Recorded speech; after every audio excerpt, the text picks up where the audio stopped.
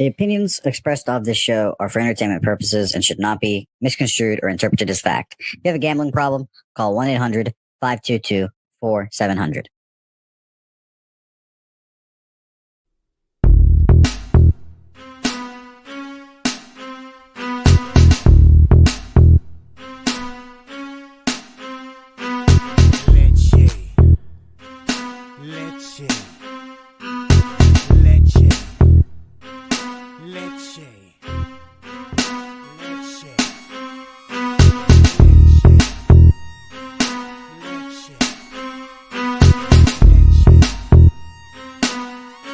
Introducing Pubcoin.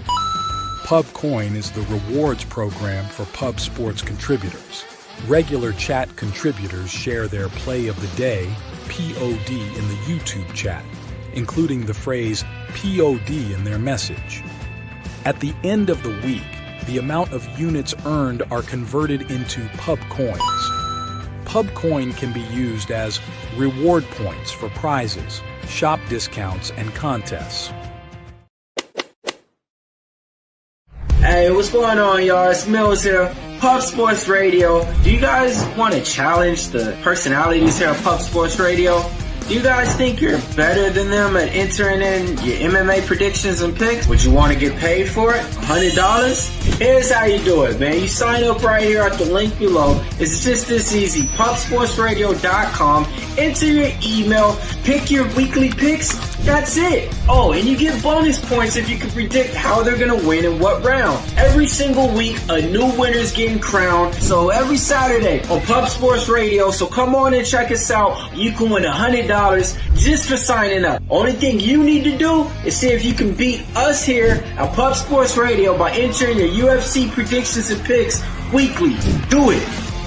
I dare you. See you guys soon.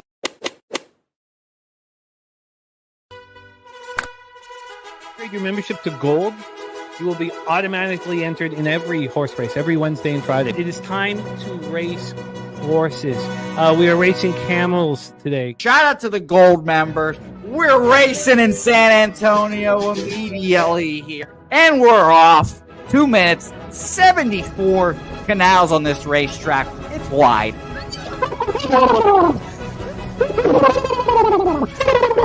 We're racing in San Antonio. Matt Wally moving forwardly. Jeff Slaughter in the mix as well. And as is Randall Sheffield, who's put that beautiful nose out front. But it's actually real grass here, Jimmy. Maybe Kentucky bluegrass. Oldie, no! There he goes. There he goes. Oldie in the lead now. K. Wolf falls back. The horses love it. Sometimes they stop and eat it on the way to the finish line. That's why your horses start so far in the back. Here. Oh, look at Nussflush Allen bursting out here. J-Dub in the mix. Rude Boy up here as well. Jimmy, take it away. There's Oldie. Oldie is moving to the front. We are past the halfway mark in our 2 mile. And there's Ricky Levy. Oh my goodness, he's in the mix here. Jimmy, take it home. This is our first dog race ever. 19 seconds left in the horse race here. It's Fernando Mendoza trying to find the wire. 14 seconds left. Can Fernando Mendoza take this home? Here comes Kenny Can. Kenny Can wants a piece of the pie. Put his schnoz up front. Ricky Bobby, 9 seconds left. Can Donut Silks make a run? Can Res Mall make a run to be $50? You son of a bitch! Here comes Corey Coker. Kenny Can, Smoke and Mirrors, Director 97. Home. That is the way. Here comes Jason Meyer, the Eldorado custodian. Billy Friedrich. Jones one all coming down the advantage.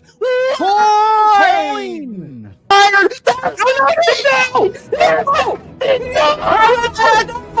Nowhere! Oh no! Fanatical Jim!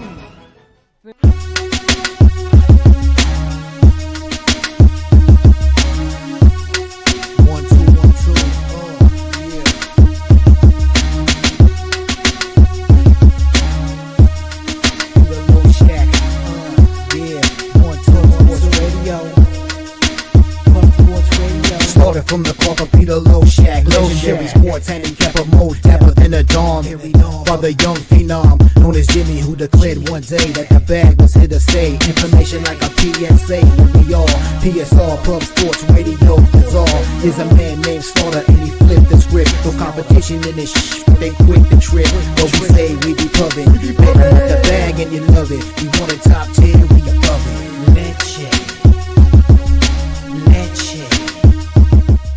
What up, cappers, gamblers, punters, hustlers, low baggers? Happy Wednesday, August 13th to all of you. Thank you for watching Betting with the Bag right here on Pub Sports Radio. These days, I keep having, I'm fine with them. I've been very consistent, but I seem to dig myself a hole, climb out of it, make a small amount of money, and move forward. I'm not going to complain about it. The day got off to a rough start yesterday. Baltimore first 5 plus a half lost. The Cleveland double result lost. Cleveland -1 pushed. And Philadelphia, Cincinnati first 5 over 4.5 lost. Then we went on the run. Mets -1 cashed plus 109. Royals double result cashed a plus 120. Royals -1 cashed a minus 133. Dodgers, Angels over 10 cashed. Padres plus 101 cashed. San Diego, San Francisco under 7.5 cashed. And then we lost with the Rays at the end of the night. So 6-4 plus 2.01 units. We're back up double-digit units on the season. We did lose our WNBA action badly. It was a bad loss. So you put it all together and up just a little under a unit. The black is the black, and that's where we want to be. I can't the psychology behind what we're doing. I struggle with at times, and you guys see, it's very intense for us when we have these full cards during the week. And then I try to kind of take a second to breathe on the weekend over the last little while, especially before football's coming. And then coming back into the action. I was even saying that this to the guys on Monday, Medicaid Monday, I didn't want to have too much action. I wasn't ready to go full bore back in. Then yesterday we have this roller coaster ride. I'm excited. I'm like at 6 p.m. I feel the excitement coming. I know the games are coming. My anxiety starts, flying around. I have all this money invested in the card. So I go run. I sweat out the anxiety, and then I get pumped up. I'm pumped up for the action. The high starts. You lose a few games, you get that money back. Then it's 1 in the morning, 2 in the morning, 3 in the morning, 4 in the morning, and I'm just sitting there working. I can't sleep for a second. The roller coaster ride is a tricky one, and this is what I've always wanted to do, spend my days doing, and yet I still, whether for whatever reason, I have difficulties handling it. And thank God I've been running, because we've had friends say that the type of life I'm living will set me up for a cardiac event in the future. So I'm trying to be as healthy as I can, because I'm not a healthy person. I'm a grimy fucking gambler. And it's what I want to be. It's what I've always wanted to be. But sometimes I need to say that shit out loud, so that I know that this is what I always dreamt of. And this isn't, and I need to say this stuff out loud. I haven't slept, and I've capped this card so deep. But in capping it, I still don't want to make a move until I've talked with you guys and let the market marinate, and have guys like Spooner, who's about to jump on with us, have our experts come on and discuss the games. Look at the stacks plays of the day. Look at big note plays of the day. Look at all of your action. That's what's working for me. And those of you who started with me, down in Costa Rica 9 years ago, know that first year of me betting baseball publicly was one of the most horrifying summers of my life. It was fucking insomnia completely took over, and I got destroyed. So sitting here at 52.7% plus 10.44 units, somebody could look at what I'm doing and say, well, that's not worth it, man. That's not worth it. But I love it. I need to remind myself that I do. and I'm excited to cap the card with you guys today. Shout out to all the cappers joining us. We got Justin Mcelvy in the house. 3 stacks plays of the day. 2 in WNBA. 1 with Corey Seager over 1.5 bases. We got Gorky, WTA, Cincinnati, Madison, Keys, and the Padres on the run line. Pig Milk play today is in Mason Win over 1.5 bases at plus 100. We got Swiggy, Beavis, Turnbuckle, Tommy, and there's our UFC contest this week now. And moving forward, it is a members-only contest. We are going to be announcing all of the members, what they get. The first thing is our silver and gold members will be getting a race every Friday for the next 4 weeks with free entry into our $100 cappers contest or our $100 survivor, whatever they prefer. We got JT in the house, CJ Abrams. And we got 414 Bub on the Brew Crew, Yankees moneyline, Reds, Phillies under. That was, like even the Brewers dominance yesterday, watching it. And I can't bet them today at the very end of a road trip end of a homestand before a long road trip. The market moved heavily in their favor right away, which we haven't been seeing with these Brewers spots. And still, I was like, "What? You're not going to bet them 11 straight times and watch them win, and then you're going to bet them when they go for their 12th straight win on the last day of homestand?" And the answer was no. I'm not going to do that, even if it,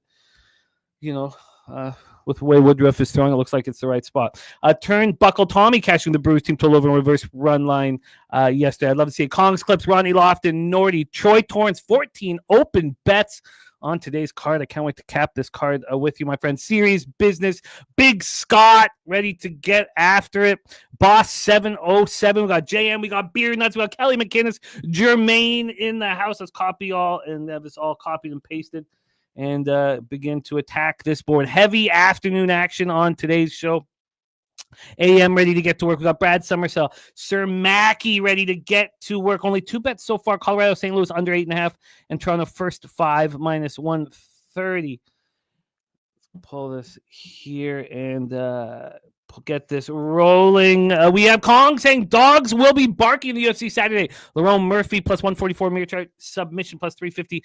Chimaev submission plus 160, Page decision plus 120, and Hooper submission plus 210. There's my guy Leo Leon in the house. Big Daddy Boom, great to see you. Coin ready to get to work. Says Cincinnati home unders keep paying the mortgage. Let's get this all copied and pasted. Here we go. Great to see all of you guys. So let's get to work here. Jason Meyer, the Eldorado custodian. We got Irish King in the house. Jermaine, Robert McCormick ready to get to work. Oh, Jesus. Sir Mac. Okay, I'm not going to read that one. Easy cash play today from Tommy is the Phillies money line. Let's get this copied and pasted here. And then let's get to work.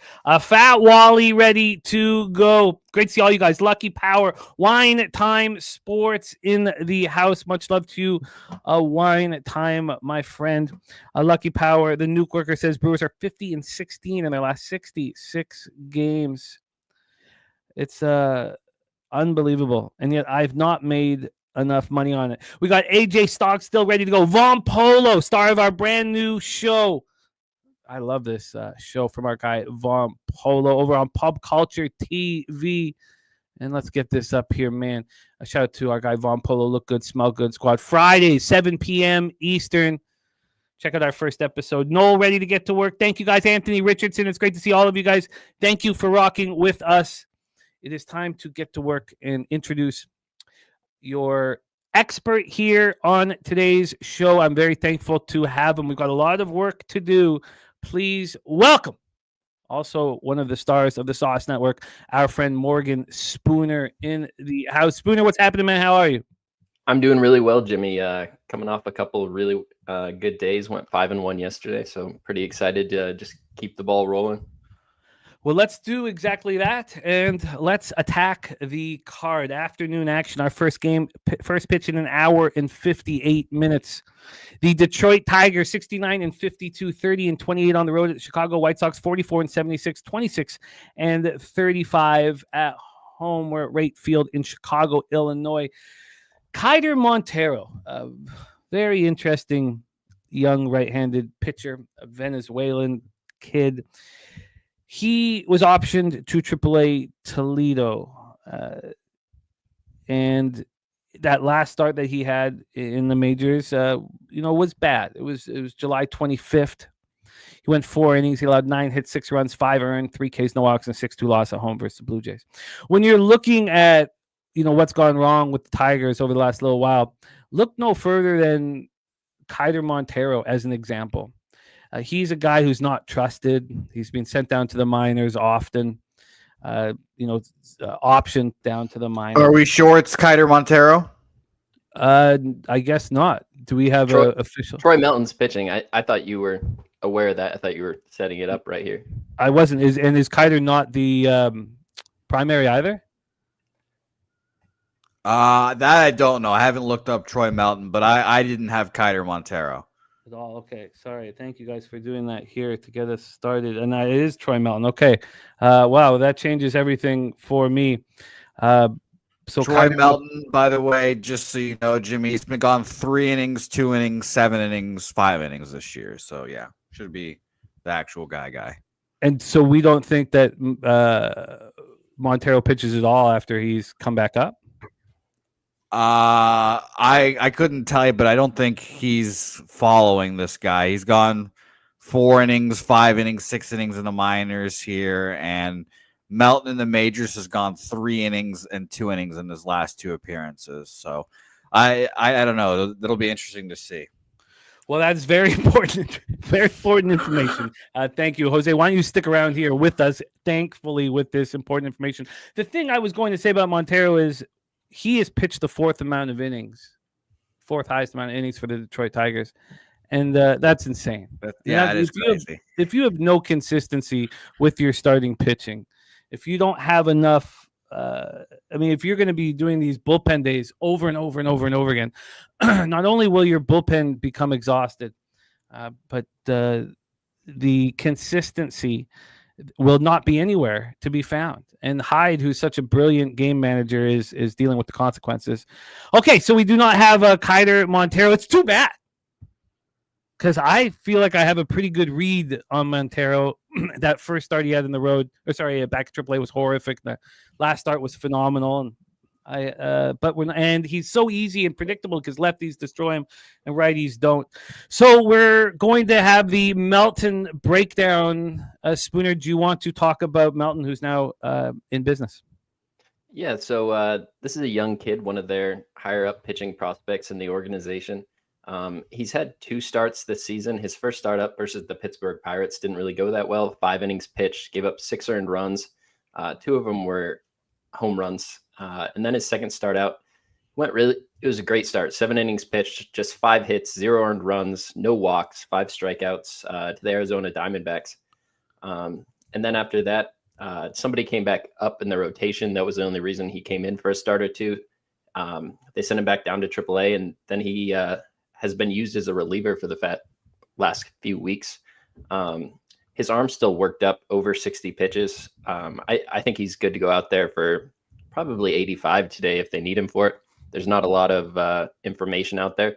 I do not see anybody listed as a primary on anything like RotoWire as far as Montero coming in. I think Troy Melton has pretty good stuff. We look at the White Sox. This is a team that hits lefties a lot better than they do righties. Troy Melton throws with his right hand, 98-mile-an-hour fastball. He's got a really plus slider. That's his highest graded pitch. I think it's a good matchup for him to come out and pitch pretty well. They're showing some confidence in the kid, giving him another start. He's obviously a lot of variability built into him. You never know what you're going to get. Obviously, the 7 innings pitched and the 5 innings pitched are just so completely different, but I kind of chalk that first game up to nerves. I think every other outing he's had in the major leagues, he's looked very serviceable. I'm on the Detroit Tigers minus 130, actually. I just don't see this White Sox lineup getting enough runs off him. Their bullpen's pretty taxed here over the last few days. They were able to give their closer, Grant Taylor, the day off yesterday, but all of their important arms have now been on 2 of 3 days right now, and that means they've seen this Tigers team. I just think this is a spot. You don't have a righty on the mound for the White Sox, or you don't have a lefty, you have a righty. And these Tigers hit so much better against right-handed pitching. over the last 14 days, they're starting to show it. Top 5 in baseball in the full season. They're still just 12th in baseball, but I think these bats, Kerry Carpenter is just such a key piece to have in the middle of the lineup. All the closers, everything's available for the Tigers out of their side of the pen. I think this is a Tiger spot. It's interesting, you're using 15 days, because 30 days, I still have the Tigers, 236, 688 OPS versus righties. White Sox 256, 772. White Sox bullpen taxed, albeit, has been one of the best in baseball over the last 30 days, allowing 1.87 runs less than the Tigers bullpen over 9 innings. And then you have Shane Smith on the other side. He is a pitcher who's been backed by us at home often, just allowed 20 earned runs in 9 home starts, 34 hits over 42 and a third, 218 opponents batting average. That last start, 4-3 extra inning loss at Seattle, he went 5 innings, 2 earned runs, 8 Ks, 1 walk. I thought he looked pretty good. We have confirmed lineups, as was mentioned here earlier. We have for the Tigers, Colt, Keith, Torres, Carpenter, Torkelson, Green, Perez, Baez, Sweeney, Rogers. For the White Sox, Tauchman, Sosa, Montgomery, Robert, Benintendi, Vargas, Teal, Caro, and Curtis Mead here. Taking a look at the line. Tauchman was just scratched, by the way, their leadoff hitter. He's not going to be in the lineup. Tauchman is not going to be in lineup. Okay, thank you for that, because that I do have that as confirmed, but that is important info, Spooner. We have the White Sox right now, or we should talk about the Tigers, which was your side at minus 134. They opened up at minus 132. From a total side of things here, we have an 8.5. It's minus 113 to the under. This opened up at 9, went to 8.5, and then it was an 8, and it was a legit 8 only 45 minutes ago. Now we're back at 8.5, minus 113 to the under. And when we take a look at the board here, we have 70% of the tickets, 87% of the cash on the Detroit Tigers, 64% of tickets, and 80% of cash on the under. And for me, I can understand that this is a fair line. I get it, because the Tigers are only now 2 games over 500 on the road, and the White Sox are 9 games under 500 at home. It's the best we've seen them in quite some time. So I can understand the line not moving. Should the Tigers, the way they're playing, even be this big of a favorite? Like I don't think it's that fishy, just because of how poor the Tigers have been playing. 78 Fahrenheit, 80 feels like 81, 8 miles per hour left to right across the diamond. Gets up to 8.9 miles per hour.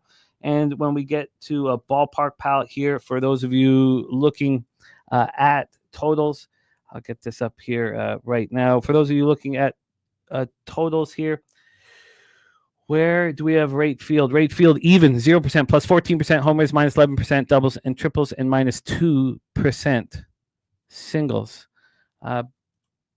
Jose Bouquet, are you moving on Tigers, White Sox?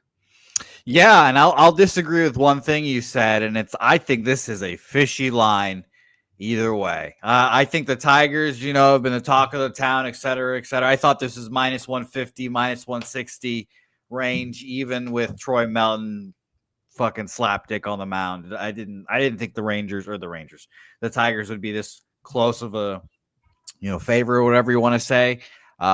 I think the White Sox win this game. So I'm rolling with the White Sox full game. I was shocked, Jimmy, when I looked at from the 1st to the 13th that the White Sox have the 6th best bullpen in baseball. I couldn't believe it. I was like, oh my gosh. This month they've just been rolling. They're tired. You've been talking about that for 2 months.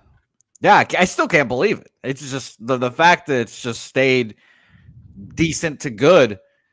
It's just shocking. And like you guys said, Grant Taylor, Steven Wilson, Jordan Leisure, Brandon Eisler. I mean, these guys probably no one could pick out of a lineup, and they're putting together a good season. So I respect that. I'll back them there. And White Sox from the 15th of last month to today are the 5th best teams against right-handed pitching, 116 weighted runs created plus. Couldn't believe it. So with those statistics you've just dropped, why do you think they should be a bigger home underdog against a team that's been losing and losing and losing? It's only 2 games over 500 now on the road. Because I think everyone will look at the Tigers being not giant favorites, but they've had like a winning record, not on the road, obviously, but overall in their season. They'll look at the White Sox like, this team sucks. This is the Tigers. They're first in their division, whatever. And I think this line was just set up to get everyone to bet the Tigers at a decent price against a team that everyone thinks is the White Sox is shitty.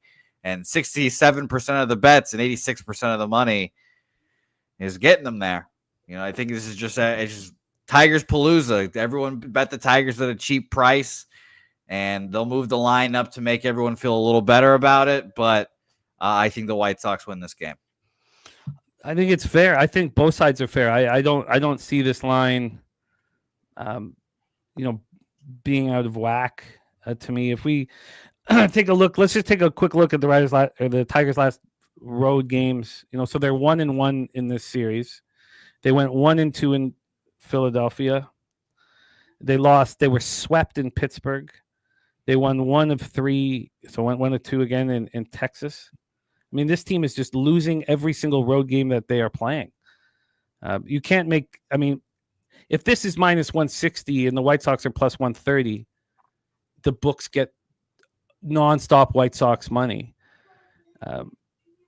And you could say that, that this is a line to prevent that from happening, and that's fair. But I don't know how you can put.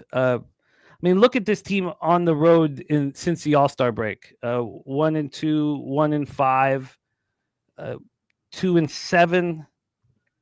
They're 3-8. The Tigers. Yeah. I think this line is absolutely right. Personally, I don't. Now you could say that this is a setup to get Tigers money.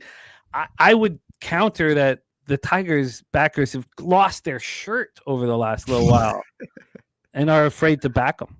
But it's I like it. I like that both of you guys are on it here. So Spooner, what did you get? Minus 130. Spooner on the Tigers minus 130, and Jose plus 125 on the White Sox plus 125. All right. We have Robert Franklin on the under. We have AM on the under. TJ has just moved on the Detroit Tigers first 5. Billy Friedrich cheering for you. Billy Friedrich. I definitely considered going first 5 for you, Billy. Just going first 5.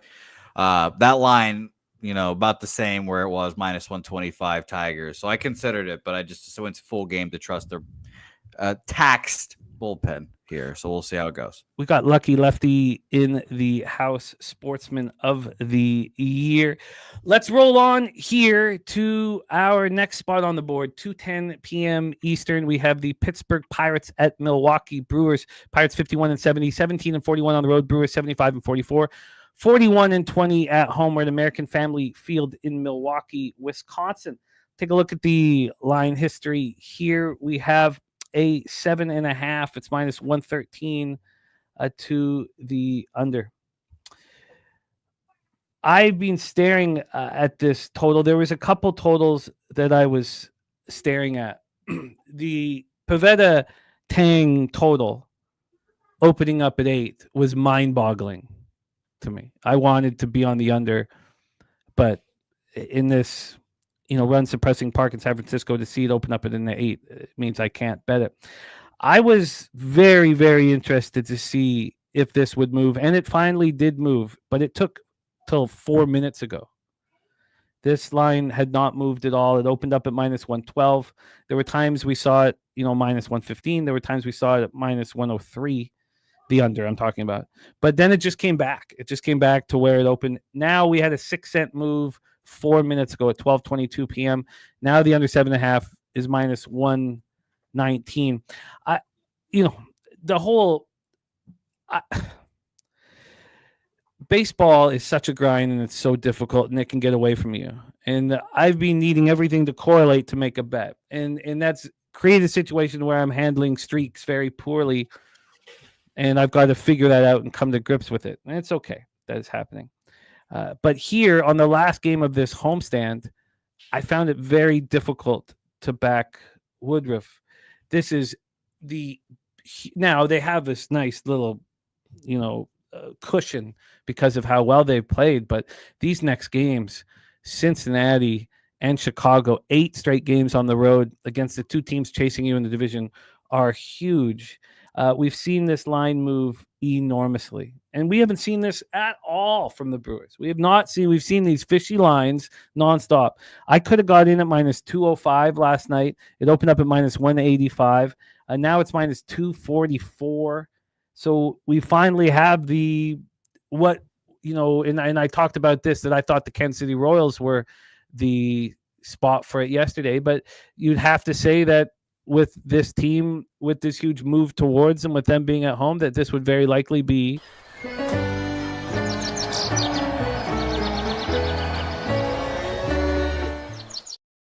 Jose Perez says, are the Brewers sitting a couple guys today? We do have the official lineups up right now. Oh, I thought we had them up. God, let me just refresh and see if they should be up by now, because we're less than 2 hours before game time. And I have the Brewers lineup. Frelick leading off, Collins, Contreras, Yelich, Vaughn, Turang, Perkins, Siegler, and Ortiz. It is unbelievable that is the lineup of a team that's won 11 straight games and is dominating baseball right now. Unbelievable. We have Boss 707 on the Brewers run line. We have Sportsman of the Year on the Brewers first 5. Troy Torrance says the issue is the low total, but in division home teams hammer in the spot as if they were the cash cow. So we also have a Woodruff look here for Nate Dogg, 420 over 7.5 strikeouts. Fernando Mendoza back to the Brewers minus 2.5 at plus 155. Philly Eagle Flyer on the tie after 2 innings. So we have a monstrous move, huge move, as big as we see basically towards the Brewers. And as I said, that total, it's come back 1 cent, but it's now minus 118 from that 6 cent move to minus 119.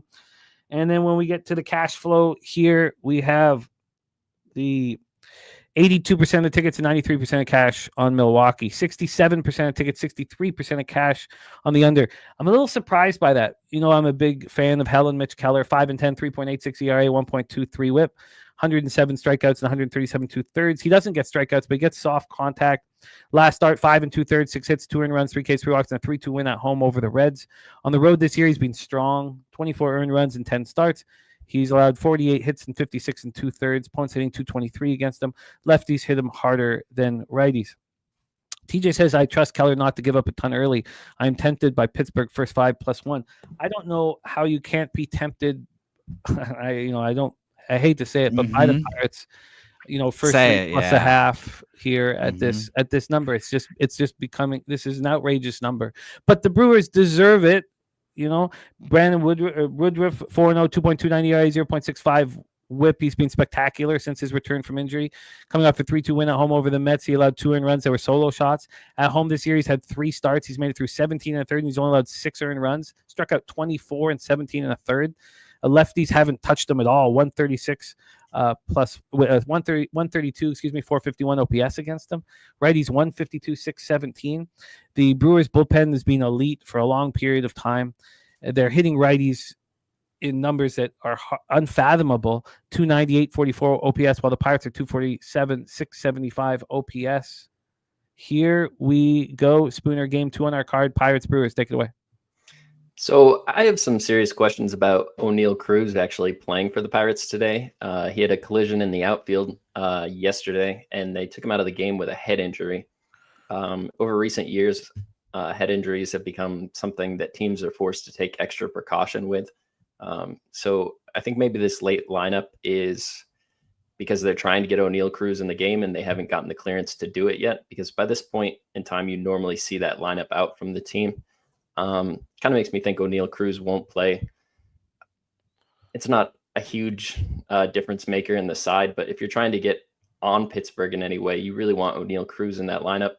Mitch Keller struggles a lot more with lefties than he does righties, and the Brewers have a bunch of switch hitters. They can probably put 7 lefties against Mitch Keller if they'd like to. With that current lineup with Frelick, Collins can switch, Yelich, Turang, Perkins, and Siegler can switch. So I don't think it's a great matchup for Keller. I think the Brewers bats end up getting some runs off him. For me, it's really, can Pirates get runs off Woodruff? Woodruff, since he's come back, has looked really sharp. Hasn't given up more than 2 earned runs in an outing. But he's faced some pretty bad lineups, and you can put Pittsburgh in that list of bad lineups that we'll see next time he goes out there and pitches. But he's coming off the best start of his season versus the New York Mets.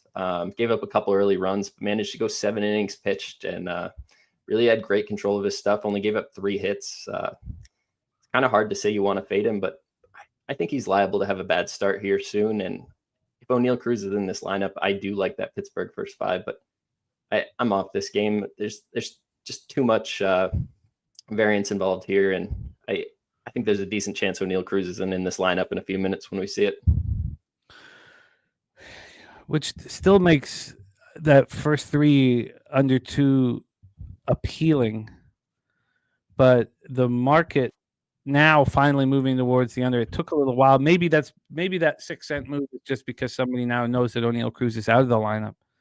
And that does make some sense with how heavy this line moved towards the Brewers. Jose Bouquet, Pirates, Brewers. Yeah, I could only bet Pirates here. And Jimmy, you're actually tempted by the sweet, sweet Mitch Helen color. I mean, look at that. Look at that crease in that neck. She does look really nice. Ravishing, almost. But I've stayed off this game. If I had more cojones, sack, fortitude, I would be betting the Pirates here. But I don't. I'll stay off this game. I think this number is just a little inflated here.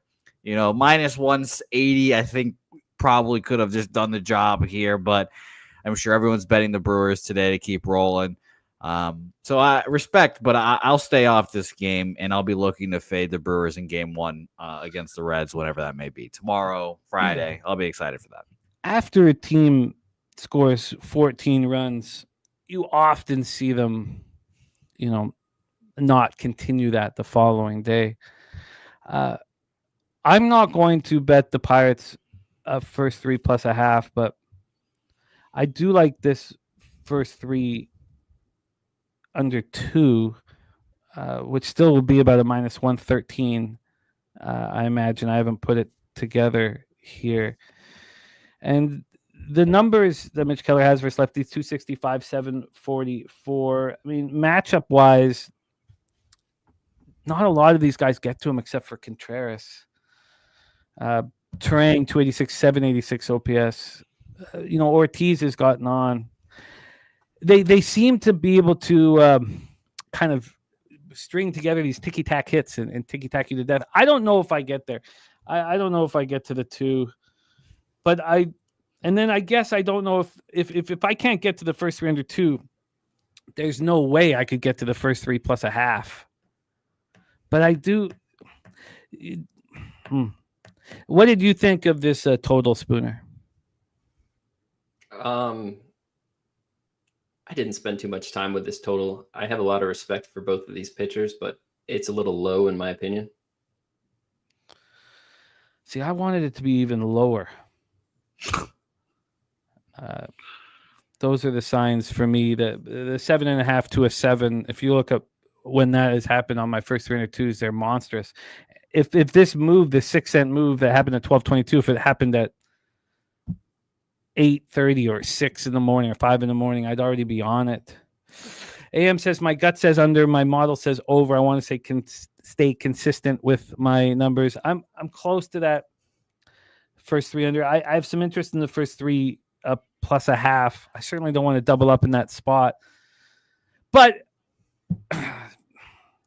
I think this is a tough spot for them. I'm not saying they don't win the game against a bad Pirates team, but they just scored 14 runs. They go on the road tomorrow for a massive road trip against the 2 best teams in the division. It's hard to not think of them looking ahead a little bit, but maybe the win streak keeps them sharp. Let's talk about the next 2:10 p.m. Eastern game here. Washington Nationals 47-72, 25-36 on the road at Kansas City Royals, 60-60, 30-28 at home, Kauffman Stadium, Kansas City, Missouri. It was a smash and grab yesterday for the Royals, but they certainly did everything they could to lose it. They didn't. They still held on. We have this total here at 9. Jake Irvin and Seth Lugo, 4-cent move towards the under.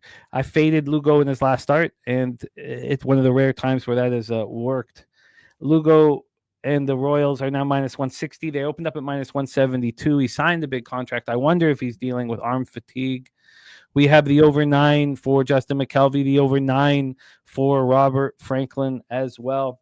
The over 8.5 for AM here in this one. Let's take a look at the cash flow for this spot with Irvin going up against Lugo. Interleague action, 69% of tickets, 59% of cash on the Royals, 54% of tickets on the over, and 68% of cash on the under. Troy Torrance on the under. Let's pull up the weather situation in Kansas City here, because a lot of you guys moving on this total. 84 Fahrenheit, feels like 89, 3.6 miles per hour in, stays at 3.6 miles per hour in. Ballpark Pal has Kaufman plus 6% overall, minus 19% homers, plus 20% doubles and triples, and plus 7% singles. Nate Dogg 420 on the Lugo over strikeouts. CJ Abrams under 1.5 hits, runs, and RBIs for JT. Jake Irvin 8-7, 4.90 ERA, 1.34 WHIP. Last start, he allowed 3 earned runs over 5 1/3, 8 hits, 2 homers, 3 Ks, no walks, and a 5-0 loss at the Giants. On the road this year, he's been tagged 13 starts, 42 earned runs, points hitting 264 against them. He's allowed a lot of home runs this year, 26 home runs. 17 of them have come on the road, only 9 at home. Seth Lugo here is 8-6, 3.46 ERA, 1.20 WHIP. Do we back him after a bad start, or is there any concern that maybe he's dealing with a little arm fatigue? Remember, this guy wasn't a starter until, his first, opportunity here with the Royals. He was held back from that duty with the New York Mets. At home, he's had 11 starts. He's only allowed 19 earned runs. That last poor start was at Minnesota, who've been hitting harder than any of us expected. Nats first righties, 256.96. Royals first righties, 261.786. This Nats bullpen has been horrific, and the Royals bullpen is not to be trusted. Watching Bobby Witt run into the outfield and try to make that catch yesterday. I don't know if you guys were watching it. It was a 4-1 game, made it 4-2, and then the Royals kept scoring, but it was horrific. The fielding doesn't look good. They don't have much power. They're not a very good baseball team. Yesterday, everything told us that they were the bet. I don't feel that way at all here. Let's roll. We'll go back and forth. Jose Bouquet hit leadoff for us here in Nationals Royals. Before I talk about this game, you want some CFL breaking news? I do.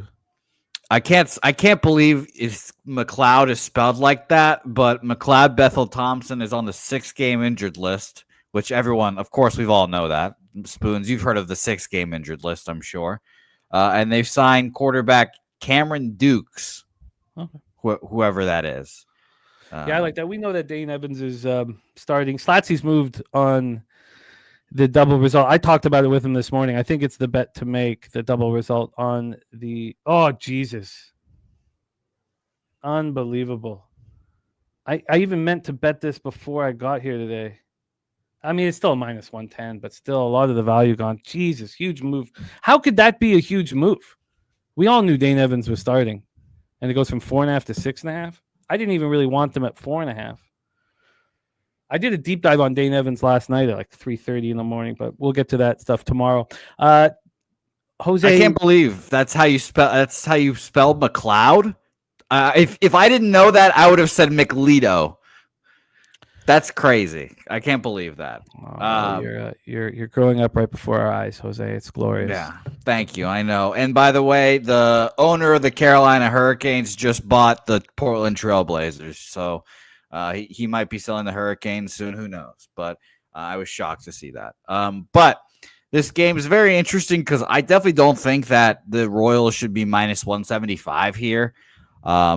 So maybe they end up rolling here. But like you said yesterday, the market was kind of saying Royals yesterday, and it's not really speaking too much today. If anything, I kind of lean Nationals here just because of how ridiculous this line is, I think, again. But again, just not enough courage. Not enough courage for me, so I stayed off this game. Maybe a Nationals first 5 spot because I like Jake Irvin. I think he's a quality pitcher, but when he blows up bad. So no action for me. Spooner, my friend, take it away, Nats Royals. I think this price is way too high for Kansas City Royals at home right now. Seth Lugo coming off a really bad start there, 11 base runners, 7 earned runs, didn't make it out of the fifth inning. And to back it up, all of his relievers that you trust, Carlos Estevez is on 3 of 4. Lucas Urseg is on 3 of 4. John Schreiber is on 3 of 4. Angel Zerpa is on 3 of 4.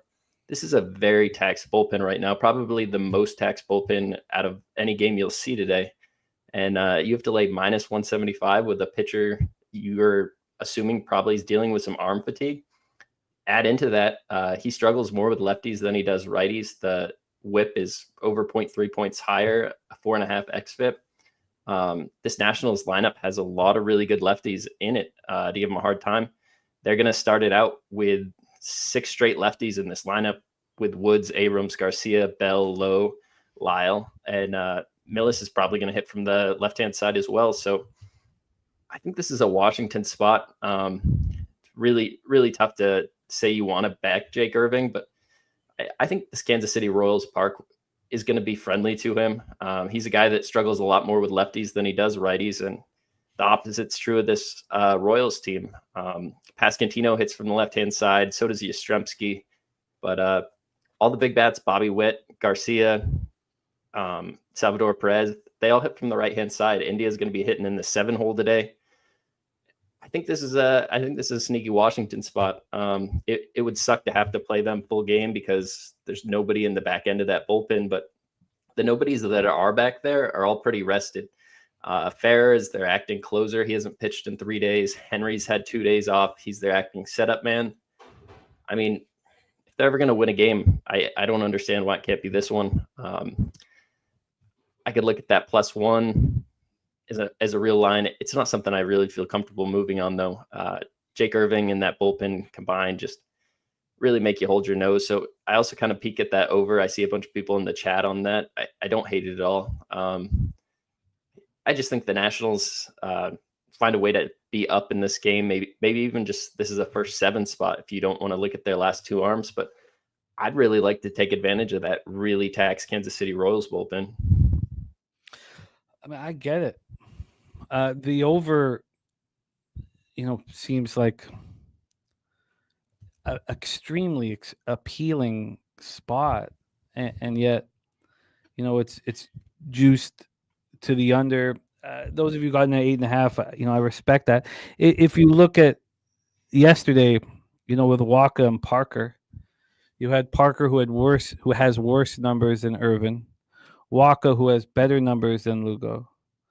That opened up, with a 9 juice to the under at -116, and it closed juice to the over. Now there was a move right before first pitch, a move to the under, a big one, like an 11-cent move. But 45 minutes before first pitch, there had been an 18-cent move to the over, and a late move to the under. It still moved to the over, and the game soars over. The market was implying that there was a lot of vulnerability. Now, today, the statistics for these 2 pitchers tell us that there's a lot of vulnerability. You talking about the left-handed bats against Lugo. He's allowing 266, 809 OPS against lefties. He's taking out all righties. I have backed the Nationals in these spots and lost. And that, I think over a bigger sample size, those, that will turn around. I think that's probably a sample size issue. We know that if teams struggle against lefties, this should be the worst lineup that you can face with all these lefties. We've already heard from JT that he's on Abrams. Talk Sports with JT's on Abrams, hits, runs, and RBIs over. But the market is very, very fishy. It's very, very fishy. So then, if we go further, let's go. So we saw Lugo last 2 starts on the road in August. He started 2 starts on the road, and he didn't make it through 5 innings. We go to his last start at home, 3 earned runs over 5 2/3. Then that was the only start he's had at home since the All-Star break. You have to go before the All-Star break for the last one, then 2 earned runs over 6 innings. These are Atlanta and Pittsburgh aren't teams that hit lefties hard. You have to go back to June to when he was shoving. In June, Lugo had 2 starts at home, didn't allow an earned run, and he went up against the Yankees and the Dodgers. Something is, again, and I don't mean to overly trust the market, but I don't understand why this wouldn't be moving towards the over like yesterday's was. And that game went over. And then everybody sees how many runs were scored. I mean, the runs were nonstop, especially late in the game. And yet this is still, to me, feels like the books are opening up their arms to overaction. So in that case, I won't move on it. And in that case, I'm not going to now Troy Torrance on the under. I get that. It just doesn't fit my X's and O's. Maybe you could take a first 3 under, but I don't trust Irvin. And is Lugo capable of bouncing back here at home? I mean, the Royals certainly weren't concerned of him dealing with any arm fatigue when they handed him that huge contract. So I'm off of this spot, but I can understand why anybody would bet the over. But I'm not going to. Nothing official for you, gentlemen. No. Let's roll towards these Colorado Rockies. 2:15 p.m. Eastern. Rockies with a very impressive victory yesterday. 31-88, 15-46 on the road. Cardinals 61-60, 35-26 at home at Busch Stadium in St. Louis, Missouri. It is possible drizzle throughout this game, but very light, non-issue really. 85 Fahrenheit, feels like 92. It gets up to 93. 4.5 miles per hour to right field. Then it's left to right across the diamond, and then it's very slightly in at 5.4 miles per hour. Let's get into Ballpark Pals expectation of Busch. Minus 1% overall, plus 1% homers, minus 13% doubles and triples, and plus 5% singles. We have Austin Gomber going up against Michael McGreevy. McGreevy off that incredibly beautiful start last out versus the Cubs at home, completely shut them down. Didn't get a lot of strikeouts, which is what he does. He does it. He only has 26 strikeouts in 45 innings at the major league level this year, but he's only walked 7 batters. He's only allowed 3 home runs. He gets soft contact, and he's very impressive. He has struggled at home until that beautiful start at home. He had been struggling here at Busch Stadium. It wouldn't surprise me if he gained a ton of confidence from that start. I am an Austin Gomber first 5 believer. This total has moved dramatically towards the under. It opened up at 9, juice to the under. Within an hour and a bit, there's a 6-cent move towards the under. Then it drops to 8.5, comes back up to 9, 8.5, down to an 8. This was an 8 until 3 minutes ago. And it's not even a real 8.5. It's minus 116 to the under here. So a very, very big move towards the under. We just watched very low scoring action between these two teams. You have McGreevy and the Cardinals minus 224. They opened up at minus 204. For me here, when we talk about, what creates a cash cow situation, or what creates the market implying that this is a dominant favorite, for me, it's not a move that happens 15 hours into the line being available. So, I mean, yes, I think that's an appealing move to minus 224 from minus 204. But the fact that that didn't move to 11:30 doesn't make it an overpowering move. If it takes 15 or 16 hours, sure, the books respected it. But I think it would have come much earlier if it was kind of a slam dunk, we must bet spot. And maybe after we're done, capping McGreevy, we think this is a slam dunk spot. Mark Stastowski says Colorado first 5 plus a half and could not pull the trigger. Thank you, Mark, for rocking with us. Streamline Gaming in the house. Thank you for joining us. TJ is on the under 8.5. AM is on the over 8.5. Gomber 0-6, 6.52 ERA, 1.57 WHIP. We just talked about the lines, and I didn't give the cash flow. We should do that here so that, if we're going to hit the lines, we should talk about where the cash is, relatively close to when we talk about the lines. 77% of the tickets are on the Cardinals and 54% of the cash. So there was a time when big bets were coming in on Colorado. 59% of tickets on the under and 85% of cash on the under. I mean, that's the line that was clear and evident that the books were concerned about here.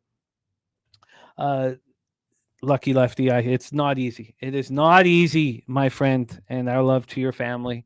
Austin Gomber has been hit very hard. He was hit hard in that 6-1 loss at Arizona. He on the road this year, he's been quite a bit better than he is at home, but that's a general theme with Rockies pitchers, because if it's not as offensively set up as their home park. Lefties are hitting McGreevy harder than righties. Cards are hitting lefties very hard, 326, 812 OPS. Rockies are hitting righties pretty hard, 263, 747 OPS. And then the biggest elephant in the room is that the Cards bullpen is allowing 5.16 runs less. 5.16 runs less over 9 innings than the Colorado Rockies bullpen over the last 30 days. Here we go. Jose, you had a great read on the Rockies yesterday. Are you going back to the well here? No, I am not going to trust the Rockies to go back-to-back days of pitching and playing well for me. It's just not something they have been doing. So I've stayed off this game. Rockies bullpen, by the way, just got to find the usage. Here we go. Only Victor Vodnik, 27 pitches through yesterday. So it was just a Kyle Freeland show. And shout out to him for making that bet. A good one there. But Gomber hasn't been good this year. His record kind of reflects it. I've stayed off this game. You guys all know at this point I'm not betting -1s or anything like that. So these big sides are tough to back for me. So nothing for me. I get that. We also have, and this is something that will brighten my day up as it always does, the pig milk play of the day. Mason Wynn over 1.5 bases at even money. Shout out to our guy Billy Friedrich.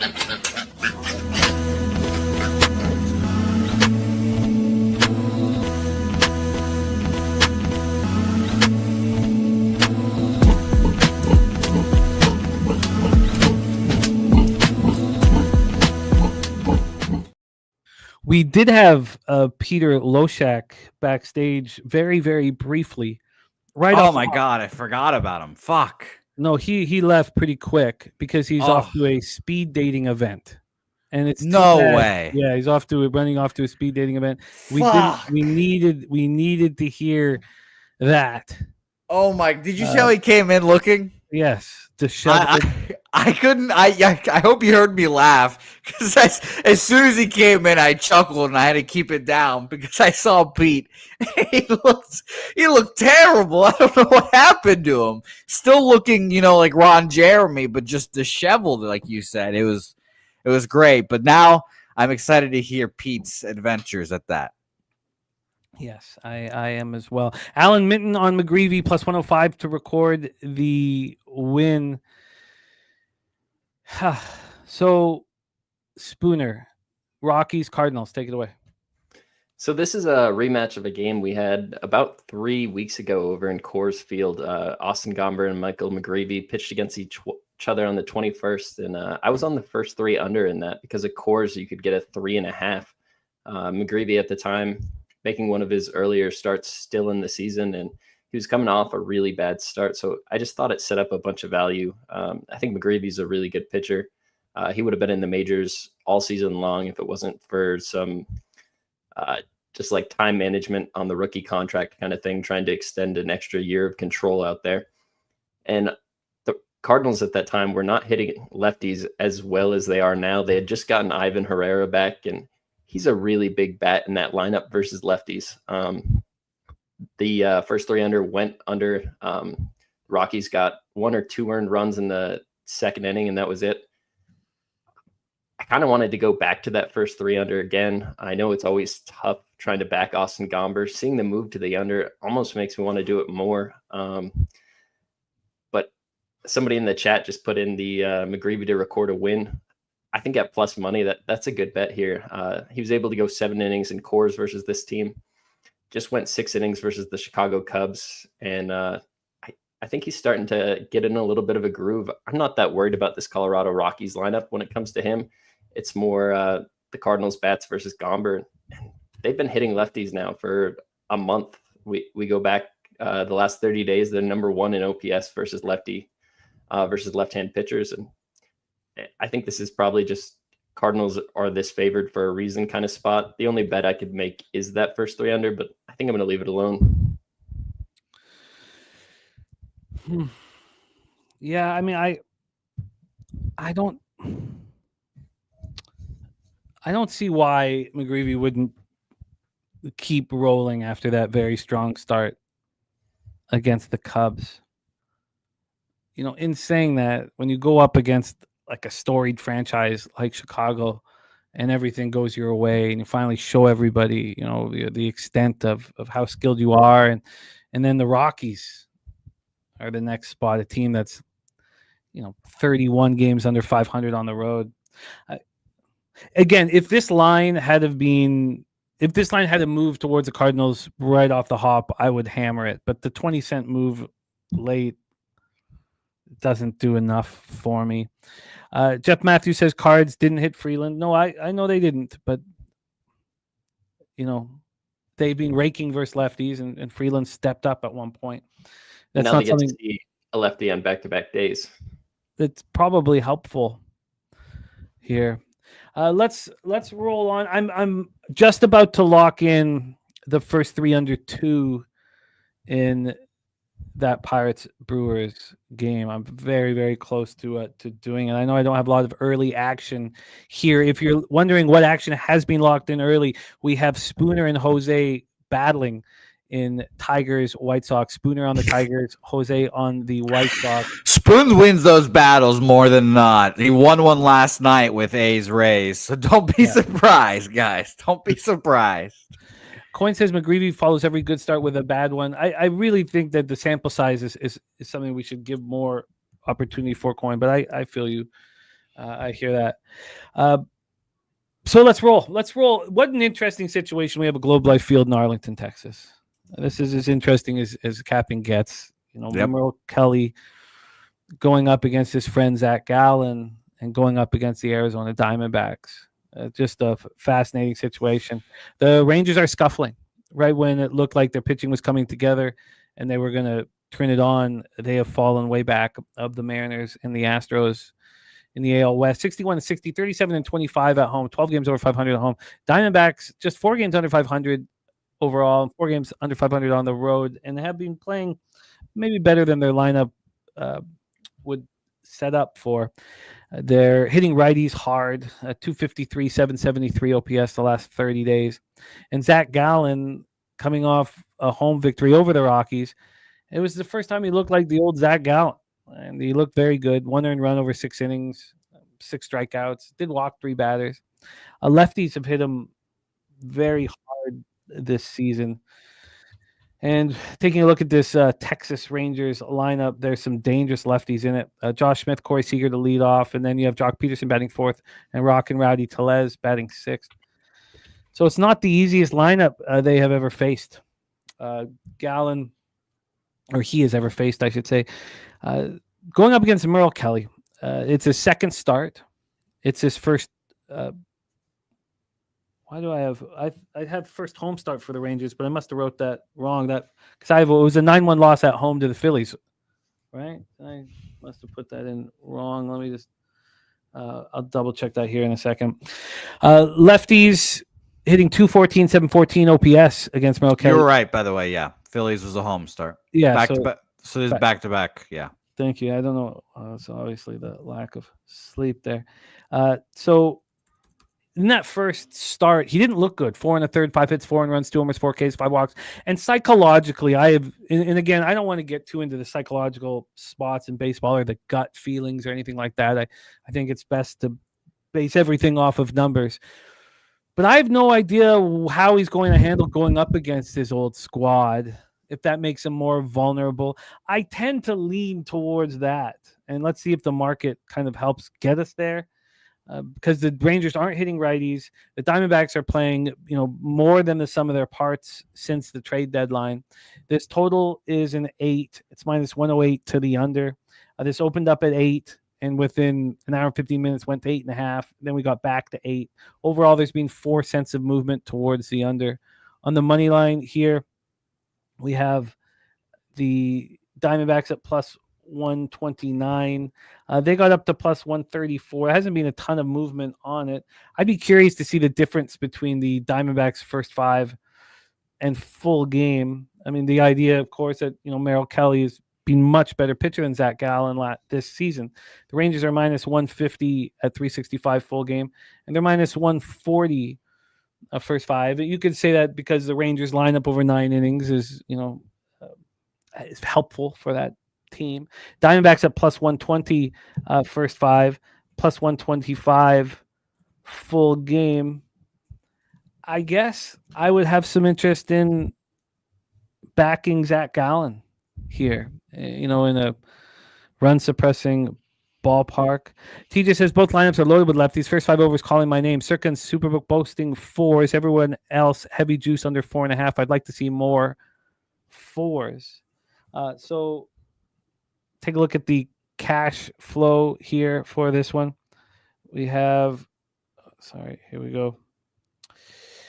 We have 55% of tickets and 60% of cash on Texas. 60% of tickets and 68% of cash on the under. Spooner, Diamondbacks, Rangers, take it away. In this one, Texas's closer / setup man Robert Garcia left last night with back spasms in the middle of the game. So he joins Chris Martin, their other closer this season, as unavailable to pitch tonight. Phil Maton did not pitch last night, but he was on back-to-back nights. Colin Bay and Sean Armstrong have both pitched on back-to-back nights now. This Texas bullpen is kind of in a tough spot tonight. I think Maton will be available if they need him to close out a really tight game, but the bridge to get between Merrill Kelly and that could be a long couple innings with the lesser arms in that Rangers bullpen right now. And the opposite side, Zach Gallen, this guy struggles with lefties. The Rangers just activated a lefty off the IL, Evan Carter. So it's going to be Josh Smith, Corey Seager, Jock Peterson, Evan Carter, Rowdy Tellez, Yona Heim, and Sam Haggerty all hitting from the left-hand side versus Gallen. I tend to think the Rangers, even though they haven't been killing right-handed pitching this season, get some runs off him. So it really just comes down to Merrill Kelly for me. And normally I'd like to just say that I trust this guy to pitch really well, but you're going up against the team that has the pitching coach that he's worked with all season, knows all of his tendencies, where he is more vulnerable at missing pitches. And I think some of the top bats at this Arizona lineup can get to him, but we start looking down the list. Del Castillo is hitting cleanup. Tyler Locklear in the 5-hole. Blaze Alexander, former Red Sox prospect, hitting 9th. Like, there's a lot of pretty weak bats in here for Merrill Kelly to work around Marte and Carroll.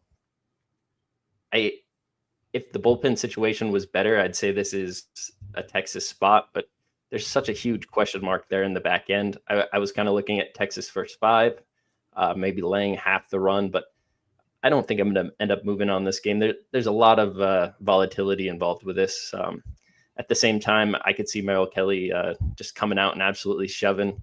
Zach Gallen's kind of overshadowed him his entire career there, and at this point, when they were looking for trade candidates, nobody wanted Zach Gallen. They wanted Merrill Kelly, the pitcher that's actually pitching well. And now he kind of gets a chance to show it versus Zach Gallen. I'm sure he'd love nothing more than to watch Zach Gallen give up 5 or 6 earned runs, and he goes out there for 6 innings pitched and just pitches a gem. It's 2 bats at the top of this order for the Arizona that I'm really worried about, Marte and Carroll. And he also had time working with them, so I'm sure he knows some of their vulnerabilities as well. I could only be on Texas like early in this game. I like the over just because of the volatility involved, but this is a park where you don't see a ton of runs scored. Not really in my repertoire to try to play overs in a park like this. Let me ask you something. Zach Gallen has never had a problem with left-handed batters ever until this season. Can't we just or can we just say, look, he's having a terrible year. Like, lefties were getting to him. Righties were getting to him at a higher level than ever. He's never allowed an OPS over 700 to left-handed bats. And I only went back 24, 23, and 22. 22, he was insane. 24, he was better against lefties than righties. In 23, he was slightly worse, but he was still very good. If he is pitching better, and in one game does not, make pitching better but if he's pitching better, won't that include in a big way left-handed bats who aren't his kryptonite until this season? What do you think? So pitching better, are we looking at the home start versus Colorado where he gave up 7 base runners and just 1 earned run? I don't think that's that impressive of a start versus Colorado. We just listed off McGreevy when we had question marks. He had a better start in Colorado than that. 9 hits to the Athletics, 6 base runners to Pittsburgh, gave up 4 earned runs there. I don't see him pitching that much better. I just see him getting a little bit luckier with some of the runners that are getting on base at this point. I personally don't think Zach Gallen's turned a corner. I think he's just getting a little bit of luck with some of the lineups he's facing right now. Like the last 3 lineups, Colorado and Pittsburgh are in the bottom 5 in just about every statistical offensive category. Like if you take weighted runs created plus type stats in there, and that reduces the Coors effect. I don't think Zach Gallen is somebody that we should be trusting. I don't want to trust him, at least. I mean, in that ballpark in Sacramento, Zach Gallen is a pitcher who allows a lot of fly balls. Historically allows, gets more fly balls than ground balls. I thought that was a pretty good performance in a tough park to pitch. But I hear what you're saying, and there's definitely truth to what you're saying. We did watch him have 2 very good starts to start July, at home against San Francisco, then in San Diego, and he didn't follow that at all. He had the last start before the All-Star break, he got touched. The first start after the All-Star break, he got touched. In saying all that, I still kind of like him here with the possible discomfort of Merrill Kelly pitching for a new baseball team right now. But I hear what you're saying. Shout out to our guy Nutflush Allen in the house. Jose Bouquet, Diamondbacks, Rangers. Yeah. Like you said, I knew these guys were good friends, close friends in Arizona. And, the romanticizing baseball part of me says these guys are going to go out here and just duel each other, go back and forth, because this is for just the shit talking rights. I'm sure they talked before this game.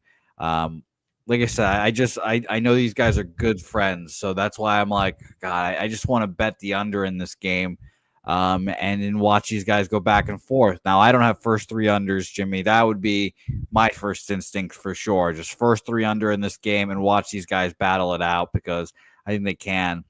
First 5, we don't bet anymore, even though those ghosts were calling me. In full game, I'm a little worried because both these bullpens are kind of ass. Hey, Jose, sorry to interrupt real quick. O'Neal Cruz just got moved to the IL, so if you want to hit that first 3 under, you need to do it really quick, because that lineup will be released within a minute. And I just bet it. I got the first 3 under 2.5 at minus 160. Beautiful. It worked and out. I got the first 3 under 1.5 at plus 135. So it has just been bet here for me. Those are at 365. Okay, well, beautiful. I just want to bet the under in this game, and I just am finding difficulties trying to move on it because, we don't bet first 5s. I can't get first 3s, and full game. I'm just dubious of the bullpens, so I'm kind of battling that right now. I might end up still moving on full game under, but I just expect both these guys to pitch really well. Are you surprised, Spooner, that the 46% of the tickets and 43% of the cash are on Zach Gallen here, or do you think it's because the Rangers are scuffling? Spooner? I think a lot of that's due to that bullpen.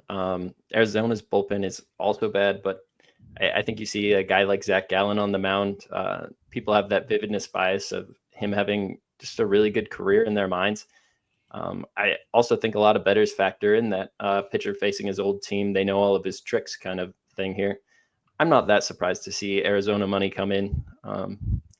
I think it's hard to back Texas. Like, even if you want to do it just straight X's and O's, you're going to be kept off by looking at the back end of that bullpen. I am interested in backing Gallen. I mean, could Merrill Kelly shove in his second straight start at home? It's possible. I am on the board, though. I'll tweet this out here in a second, but I'm on the board with that first 3 under 2 in Pittsburgh, Milwaukee here. Turnbuckle Tommy says, don't know about a couple weeks after a trade, but if you look at the season, there have been several cases where pitcher faces old team for the first time and got smoked. All but one, I believe, here. Okay, we have time to circle back here again. We are still 58 minutes away from first pitch on the 2:10 games, so we're going to talk about all of that So we'll circle back. We only have one more game with a Spooner here, and then we'll hear best bets. It's a perfect game for it. So let's roll into it. 3:45 p.m. Eastern. The Padres 68-52, 30-32 on the road at the San Francisco Giants 59-61, 29-30 at home. Oracle Park in San Francisco, California. I told you guys that I really believe that Kai Tang was going to have a great start. Now he only went 5 innings, but he was great and did everything for me that I needed.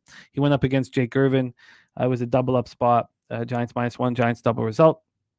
And Kai Tang shoved. Now, we all remember his first start in Major League Baseball. It was August 2nd, and he got destroyed at Citi Field in New York here. So we'll hammer that right after this, Nasty Nate, right after this. So I was very excited to see what this total was going to come out at. And when it was an 8, I was shocked. 8 in this ballpark. I really, really. And then who is vulnerable? Is it Slick Nick Pivetta coming off of a bad start? I couldn't believe that this was an 8. Not only that, but this 8 opened up -115 to the under. And now it's -109 to the under. So not only did it open up higher than I thought it should have, but it's moving towards the over. I was on the under yesterday. We had a pitcher, Nestor Cortez, who's been annihilated this season. And we had Robbie Ray, who's doing okay. And this opened up at a 7.5, -108 to the under. It opened up a half run, lower. And look, I'm just astonished at it. So that, of course, means that I can only bet the over now. And I'm not, it takes a lot. Like, I was on an over with the Angels Dodgers yesterday, but it takes a lot for me to get on overs for whatever reason. 61 Fahrenheit's a little warmer than usual today in San Francisco. 6.3 miles per hour out to straightaway center. Gets up to 8.9 miles per hour. We know it swirls. And it's not as good as it sounds. We're taking a look at Ballpark Pal. Oracle's -7%, which is much better than usual. -23% homers, -10% doubles and triples, and +9% singles. We get into the line history here. We just talked about that total being a huge red flag for me. From a money line standpoint here, let's move over here. From a money line standpoint, we have the Giants +136. They opened up at +144, an 8-cent move towards the San Francisco Giants. So then at that point, I would say, well, I guess I know who the vulnerable one is. I guess it's Slick Nick Pivetta. Slick Nick Pivetta.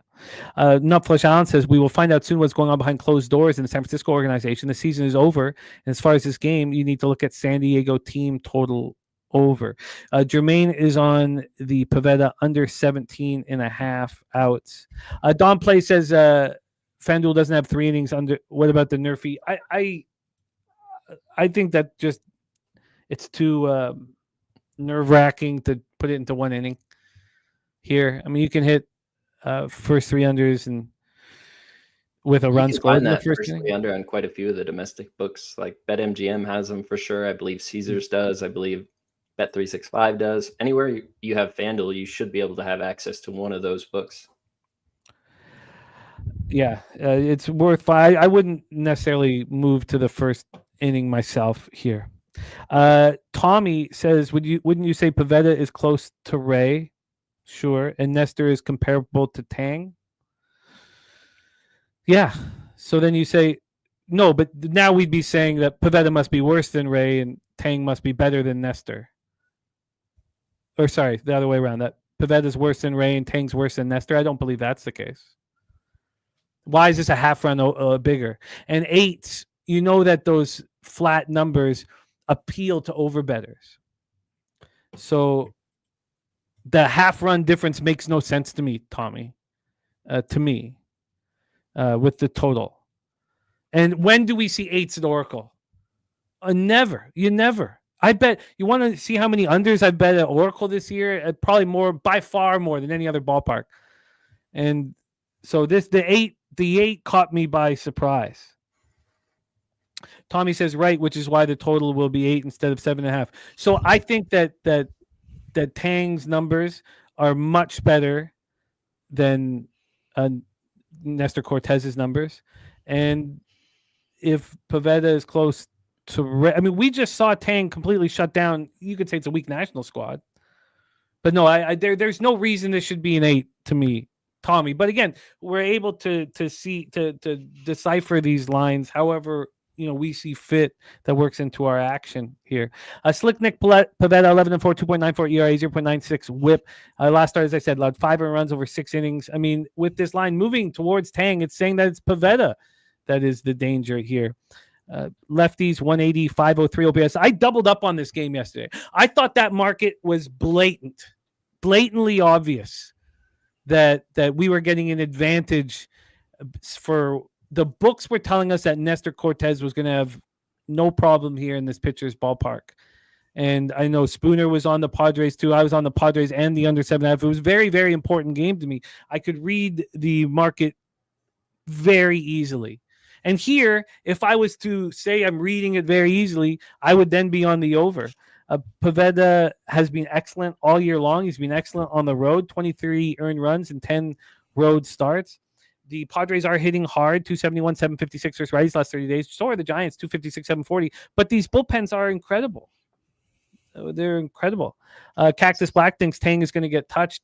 Tang got me paid in his last start. Paid. We have one final breakdown from Spoons, and then we'll hear his best bet. So, Spooner, take it away, Padres Giants.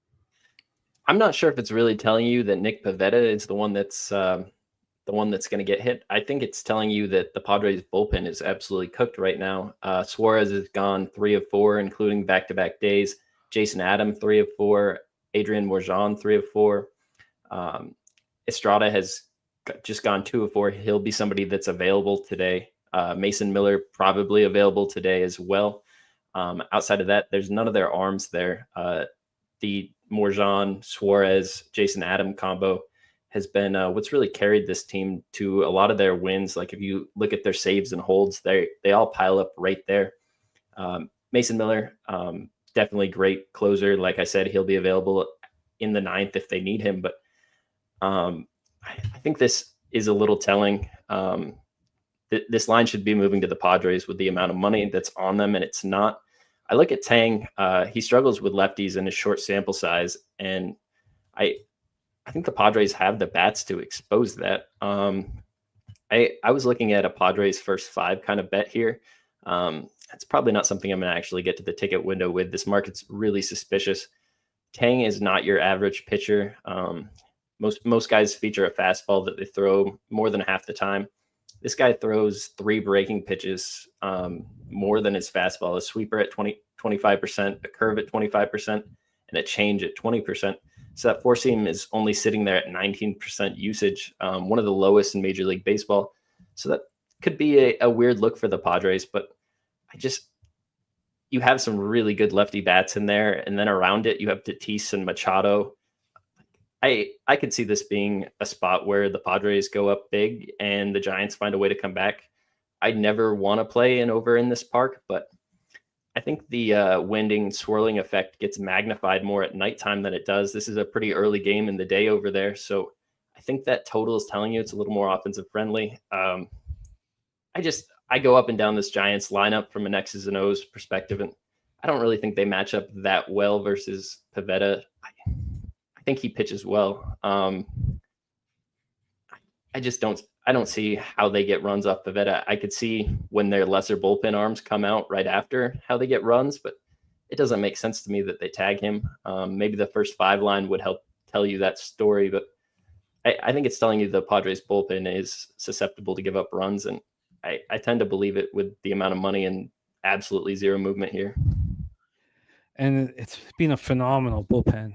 Like it was just sit back and cash the under, and it was 4-1 after 3 or 4 innings, but then it just shut down.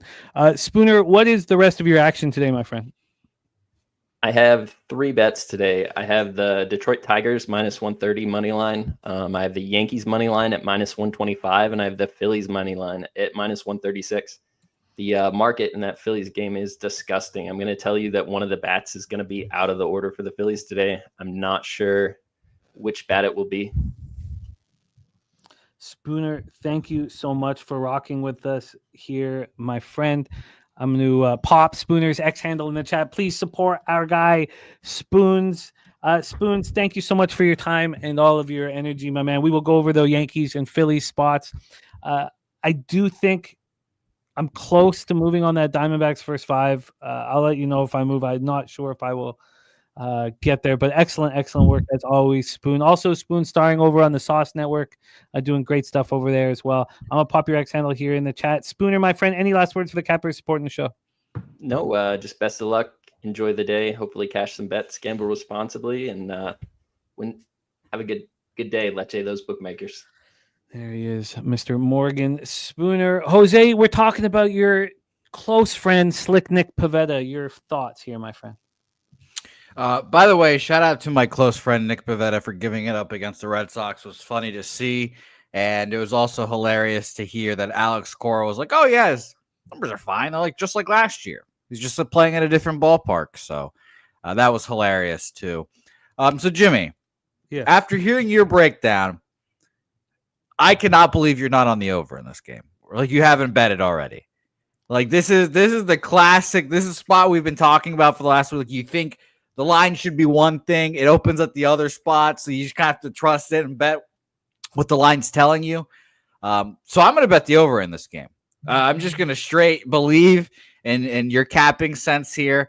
And I forget what game it was the other day that we've talked about the Yankees. I think it had something to do with the Yankees. I don't remember exactly, but I agree with you that this total's a little high.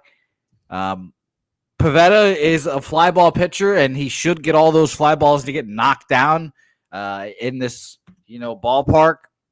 But I'm just going to, I guess, hope that those winds are blowing out today and we get an over. So over 8, a rare over for me that I play here, even money for me. Okay, let me just I get it. And I wouldn't mind we're going to circle back for the 2 p.m. games for our guy, Nasty Nate. I'm just getting in this Diamondbacks first 5 plus a half here. Let's lock in this one in. And why don't, Jose, because we have Spooner's next spot on the Phillies, but why don't you do a review of your action and Spooner's action on the early game? Spoon's on the Phillies. I heard that he was on that game, but I was reading something, so I wasn't listening. He's on the Phillies? He is on the Phillies, yes. But but let's go through the games for our guy, Nasty Nate, the early spots. Of course, and shout out to Nasty Nate. Hope his daughter had a good birthday yesterday again. Can you believe Gunnar cashed and they were shut out and only had 5 hits? And the only extra base hit, Gunnar Henderson double. Yeah, so shout out to him. Red Sox had an easy casher last night as well. So hope your day was good, Nasty Nate. So I'm on the Cincinnati Reds +1. Excuse me, that's not the game we've talked about. I'm on the Chicago White Sox +125, and I'm on the San Francisco and San Diego Padres over 8 even money there as well. So those are the 2 spots I bet in these early slates, and just a little spoiler alert of what spot I bet next here in our next game. But yeah, I like the White Sox here. That line is pretty interesting, and same thing with that game we just talked about. Listening to Jimmy say that this game should be a 7.5 or the whole case. So I like it. I'm on the over as well. It makes sense. And I might get there, but I'm only locked in with these 2 spots here to start the day off. Back in double-digit units, Jose, which is a wonderful place to be. Jose, so my only action then is the Diamondbacks first 5 plus a half, as well as the first 302.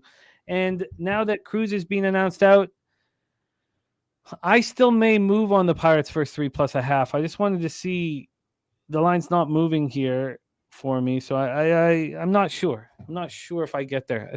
But I may. I still may here. Sir Mackey on the Reds money line. Ronnie Lofton on the Phillies -125. Flank stake play of the day is the San Francisco Giants, and we just talked about that spot here for 9 legacy. Turnbuckle Tommy easy cash play of the day is the Phillies -125. And we already heard from TJ on that under in Colorado, St. Louis. Jose, I'm just going to tweet out the action here. Do you mind setting up the Philadelphia Phillies at Cincinnati Reds? And speaking of which, before you do with that Phillies Reds spot, that is also a 9 legacy bet here. Take it away, my man. Yeah, 9 legacy. Would love to hear what side you're on. We'll hear it in a second. It is the Reds. Okay, good. Good, because when I woke up and I was looking through the lines yesterday, I did this as well. I go through and I just pick out that line's weird, that line's weird, that line's weird, and we go from there. I did that today, and the first one I saw that really stuck out to me was this game. Now I get it. Hunter Green is a ace pitcher that we back and trust, but first start back since a groin injury. I need to double check what part of his body it was here, but shout to Loshak. It was a groin. Our guy Loshak loves backing pitchers coming off the IL, but when they are not arm specific injuries, correct? Shoulder, arm injuries, stuff like that. So shout to Loshak. Again, I really hope he enjoys himself today at speed dating. It's like watching a son go out there and go step into the world for the first time. I'm like sending him off to kindergarten almost. I'm worried for Loshak, but I hope he goes well. So we haven't seen Hunter Green in the majors since January, February, March, April, May, June 3rd. He's had 4 rehab starts, which makes me feel good about how long he can go in this game. 5 1/3, 2 hits, 5 earned runs on 2 home runs, 3 1/3, 3 hits, 2 runs, none of them earned, 2 1/3, and 2 innings. So sure, the starts aren't the quality, but there's still length, and he went 7 strikeouts, 3 walks, 7 strikeouts, 1 walk, 6 strikeouts, no walks, 4 strikeouts, 1 walk. And that's all I care about, again, when it comes to these rehab starts. Are you striking guys out, and are you not walking guys? If we can go from there, we're fine. So I think Hunter Green has a good start. I think he can go at least 5 innings for us here today. Hopefully 6 would be great. And I personally thought the Phillies would be a bigger favorite here. I did. Maybe I'm delusional, but I thought -140 Phillies with Hunter Green on his first start back. Maybe that would get a bunch of people to bet the Reds. I don't know, but maybe I think too highly of Christopher Sanchez because -125 just reeked. It was a fishy line, I thought. Market in this game. Let's talk about it now here. We've got 62% of the bets, 60% of the money on the Phillies. That was higher this morning, I believe, as well. So the Reds, the money has been trickling in at the least. 95% of the bets, 89% of the money on the under. Unsurprising here. This line opened up, and I'll use Penny's opener here. Line opened up -134. Philadelphia Phillies is now -119 Philadelphia Phillies. So kind of an easy market spot for me to bet. Cincinnati Reds here, full game money line. First bet I made today. I obviously believe in this Reds team because I'm still holding on to Reds to make the playoffs for dear life. And it's going to be a very, very pivotal stretch of baseball for the Reds here. So we'll find out if they're men or mouse, and they've got their ace back. And I'll trust the Reds here today. So Reds full game money line. It's a fascinating line situation here with Sanchez, who's been so spectacular. Just 21 earned runs and 13 road starts. And he's been so good. That was his 4th rehab outing for Hunter Green. And honestly, it's so confusing, baseball. But when you have these pitchers absolutely shove in their rehab starts and look spectacular, they seem to always get tagged when they come up to the show. It's so strange. I mean, it's so nuts. And so TJ saying, does anyone have an argument against the full game under 8.5 here? We talked about the Reds not hitting Phillies yesterday, and I was on the first 5 over. The Reds did all the damage I needed them to deliver. Just the Phillies could not help. So we know that the Reds have not been hitting lefties, but they hit them yesterday. 238, 659 OPS last 3 days, but they hit them yesterday, and here they are right now. Ken, I'm going to be breaking it down tomorrow with Bobano, but I can tell you that Slatsy already moved on the Alouettes +110. We talked about it this morning, and I said, yes, that's the bet. Satsi tweeted it out, and I was, sitting there thinking about, when was I going to move on it? And now it's minus 110. It's a pretty big move, a 4.5 to 6.5. I actually wonder if there'll be some buyback on the Alouettes. I mean, it's not going to move much more than that minus 110, but the double results don't move that much, but it's disappointing that I didn't get it in. Turnbuckle Tommy says Reds haven't hit lefties all season. Don't know if Suarez was tipping, but Sanchez is not Suarez. That's fair. A coin also on the under 8.5. Yes, Ken. So the line is suspect. Hunter Green was nothing short of spectacular in his home starts this year. Absolutely lights out, spectacular. He had 6 starts at home. He allowed 8 earned runs. He allowed 18 hits in 34 innings. Walked 10 batters. Opponents hit 150 against him. So this is a pretty fascinating market situation, and it should probably be trusted. Now the market is telling us that Hunter Green is going to shove. I don't know what else it's telling us here, because it's not telling me that Sanchez is about to get touched. This total just moved to an 8. I mean, I agree with TJ. Under would be the play here as well. If I think Hunter Green's going to go out there and pitch well, and if you look at how the Reds have done against lefties from the 15th to today, horrible against lefties. So I could only make a case for the under. I agree with you there, TJ. But I said I wasn't concerned about it yesterday, and they crushed. It was just the Phillies didn't help, and I don't see why we would be concerned about it today.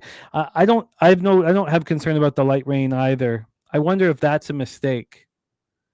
So let's just go to the Weather Network here quickly and see what we are dealing with, because you certainly don't want. I mean, of course, you're not going to go action in this game, but hourly. I mean, this is telling me that there's no problem whatsoever. That yes, there's a tiny bit of precipitation, but they don't expect there to be legitimate rain until 10 p.m. Eastern. So I guess what I'm saying is the idea here is that Hunter Green's going to shove. Sanchez is going to pitch fine. So what is the bullpen fatigue situation for the Cincinnati Reds and for the Phillies, Jose? The Reds are pretty ready to go. Pagan and Tony Santillan did not throw yesterday. Ashman, the Ashcraft, 13. Brent Suter, 12. Sam Moll, 20. The rest of the guys ready to go. I expect those guys, if called, to be ready. Same thing with the Phillies here. Duran, 2 days off. Kirkring, a day off yesterday. Strahm, 2 days off. Only guys that went were Matt Lazard and Joe Ross. So I don't expect, or I expect all the guys to be ready to go today. Yeah, Jermaine, I think everybody on the Phillies has shown concern about this line move against them. Now, shouldn't the Reds be more expensive first 5? They're not. It's the exact same price. Or, I would say Hunter Green, Christopher Sanchez is a close enough pitching matchup to give the edge to the Phillies bats. It's close at the very least. What did a Ballpark Pal have? Great American plus 9% overall, plus 26% home runs, minus 1% doubles and triples, and minus 3% singles. Coin saying that Cincinnati's 8 confirmed right-handed bats in the lineup. I mean, that helps. 235, 622 OPS against righties. Sanchez is. I mean,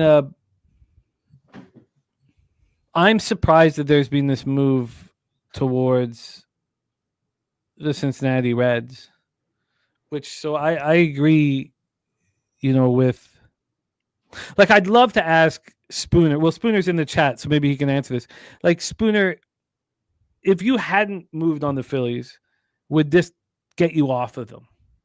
would this market get you off of them? That would be the main question that I would have, and that would help me out a lot. I don't know if I want to back this market move, honestly. This is a Reds team that's 7 games over 500 at home against the Phillies team that's 3 games over 500 on the road. The line is making more sense now. I think the line was out of whack to begin with. So I don't.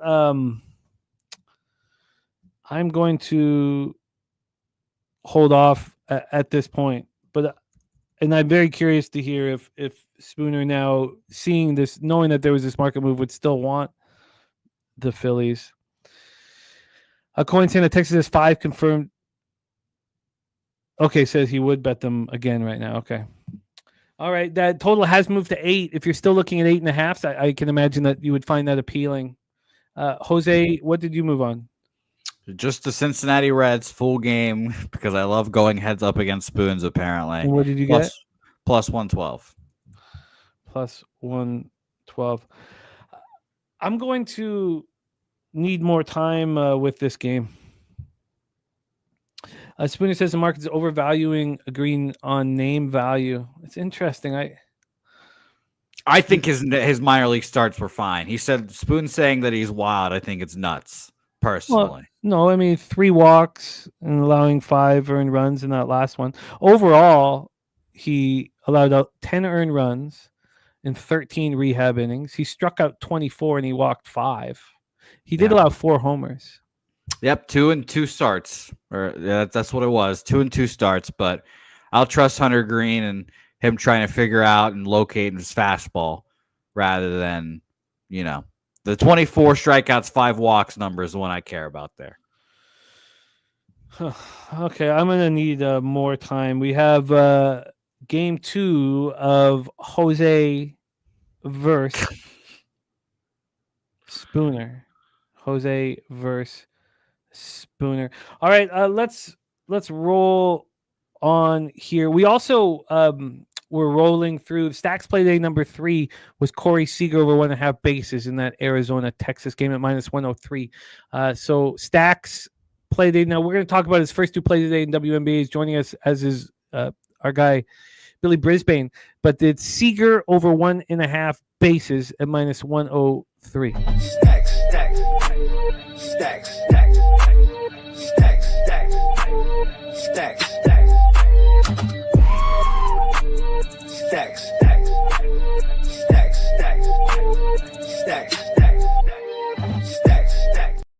And the Texas Rangers for Ron Crawford is the spreadsheet play of the day. So we have both Stacks and spreadsheet on the same game.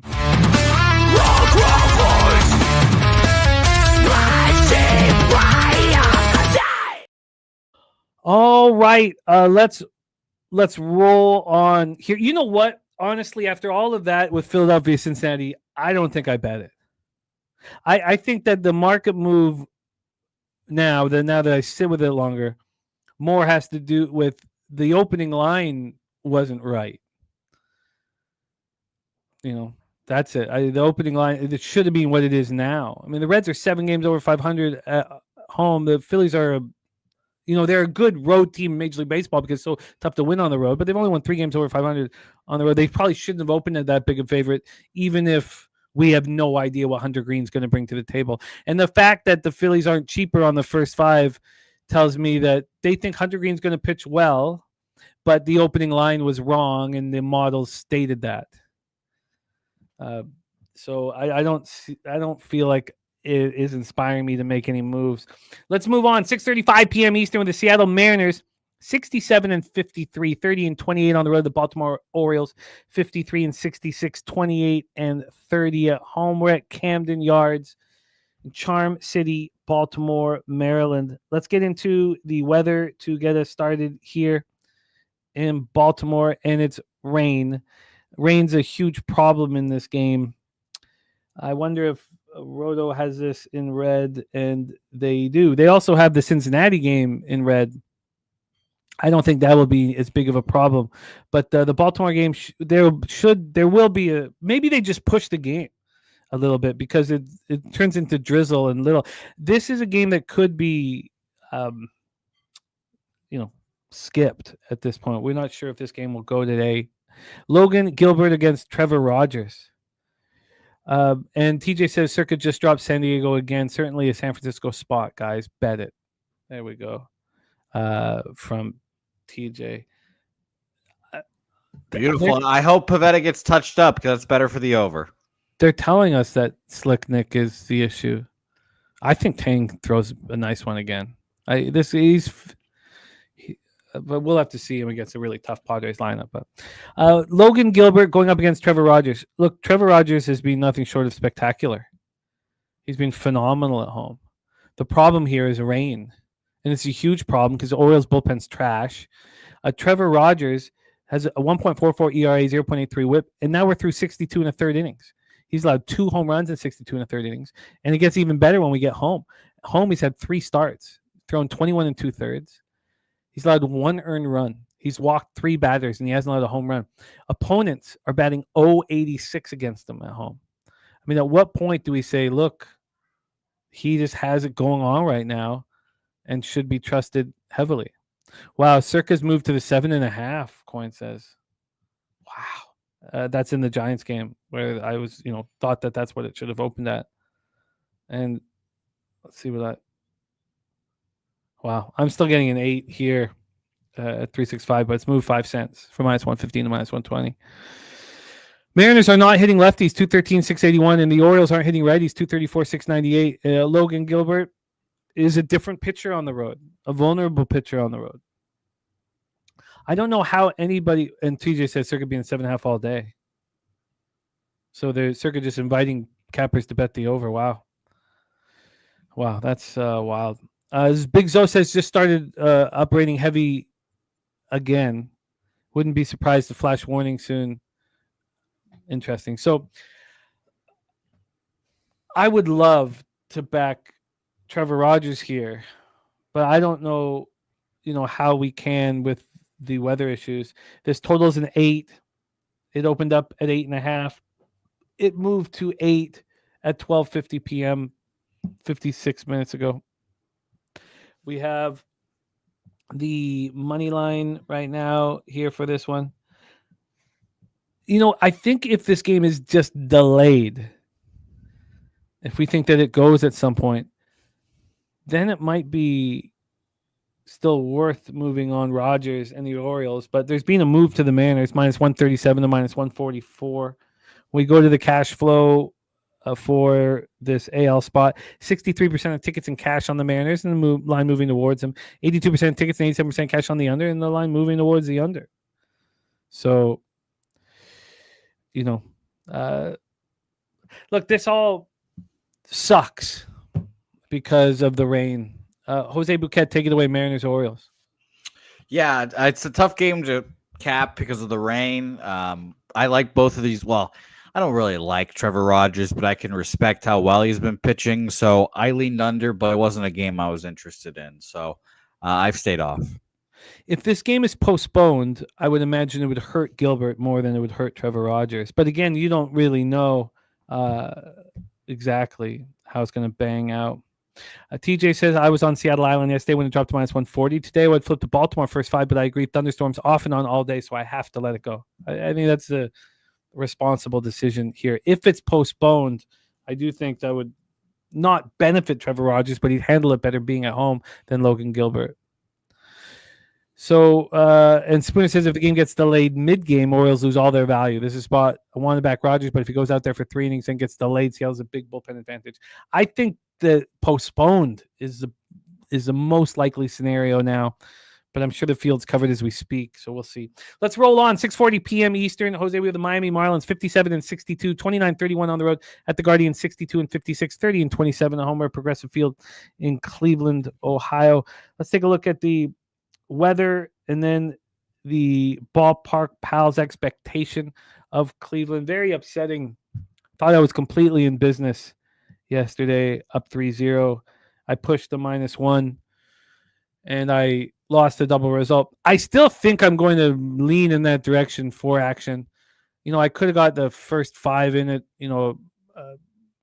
I got the full game. I forget which one it was. In the they were both minus 125 to minus 135 range, and I got the double result at plus 170. Now I was a little alarmed at how big of a number that was, and of course, I lose that bet.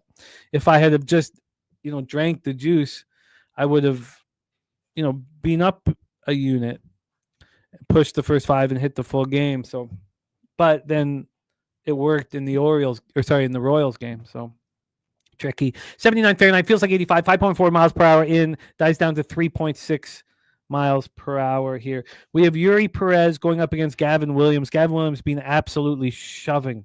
TJ says, what does Williams do off a career high pitch count? Very hard to predict. That was at the Mets as well. Very, very hard to predict. I agree with that sentiment. We have here, move over here. We have the Guardians at minus 130. They open up at minus 120, 10 cents of movement towards Gavin Williams, who we've talked about on the show as being the best pitcher for the Guardians for the last while. From a total standpoint here, we have an 8. I see some 8.5, but an 8, minus 113 to the under. This opened up minus 112 to the under, so there's been no movement on the under. Spooner says wants to bet Miami here. Gavin Williams coming 125 pitch outing. My hang-up is Yuri's worst first lefties in this park is modeled offensively today.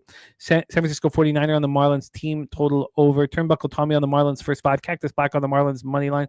Beavis on Stowers over 1.5 hits, runs, and RBIs. And on the other side, we have Turnbuckle Tommy on the Guardians, Irish King on the Guardians first 5 and first 7.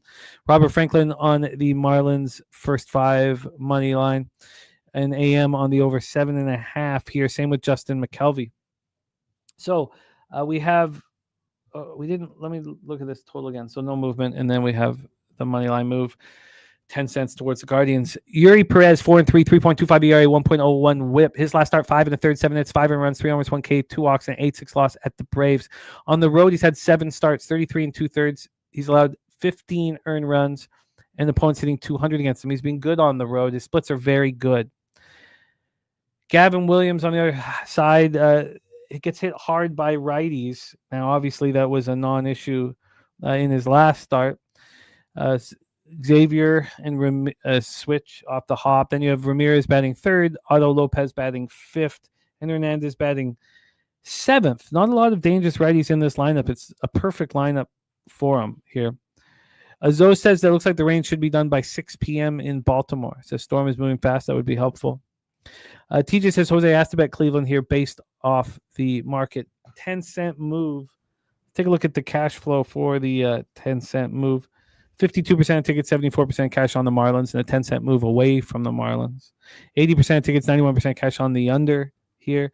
The Guardians have a bullpen advantage, a big one. 2.37 ERA last 30 days compared to 4.84 for the Marlins. Marlins are hitting righties much harder than the Guardians. Mr. Bouquet, take it away. Marlins, Guardians. Yeah, I kind of agree with you, TJ. It does seem like a Guardian spot. I was a little shocked at how cheap they were. I'm not going to lie. Again, it's a Yuri Perez effect. People betting the Marlins a bunch, but I was kind of expecting closer to minus 140, 50 for the Guardians here. But I've kind of stayed off as of right now, but I can see what you mean, TJ. The line moving towards the Guardians. There's 50-50 tickets almost, and there's allegedly bigger bets, sharp action on the Marlins is kind of a little worrisome. So I haven't moved anything yet, but it's Guardians or nothing, I guess, for right now. And is the spectacular performance by Gavin Williams last start, throwing 125 pitches, getting in the way?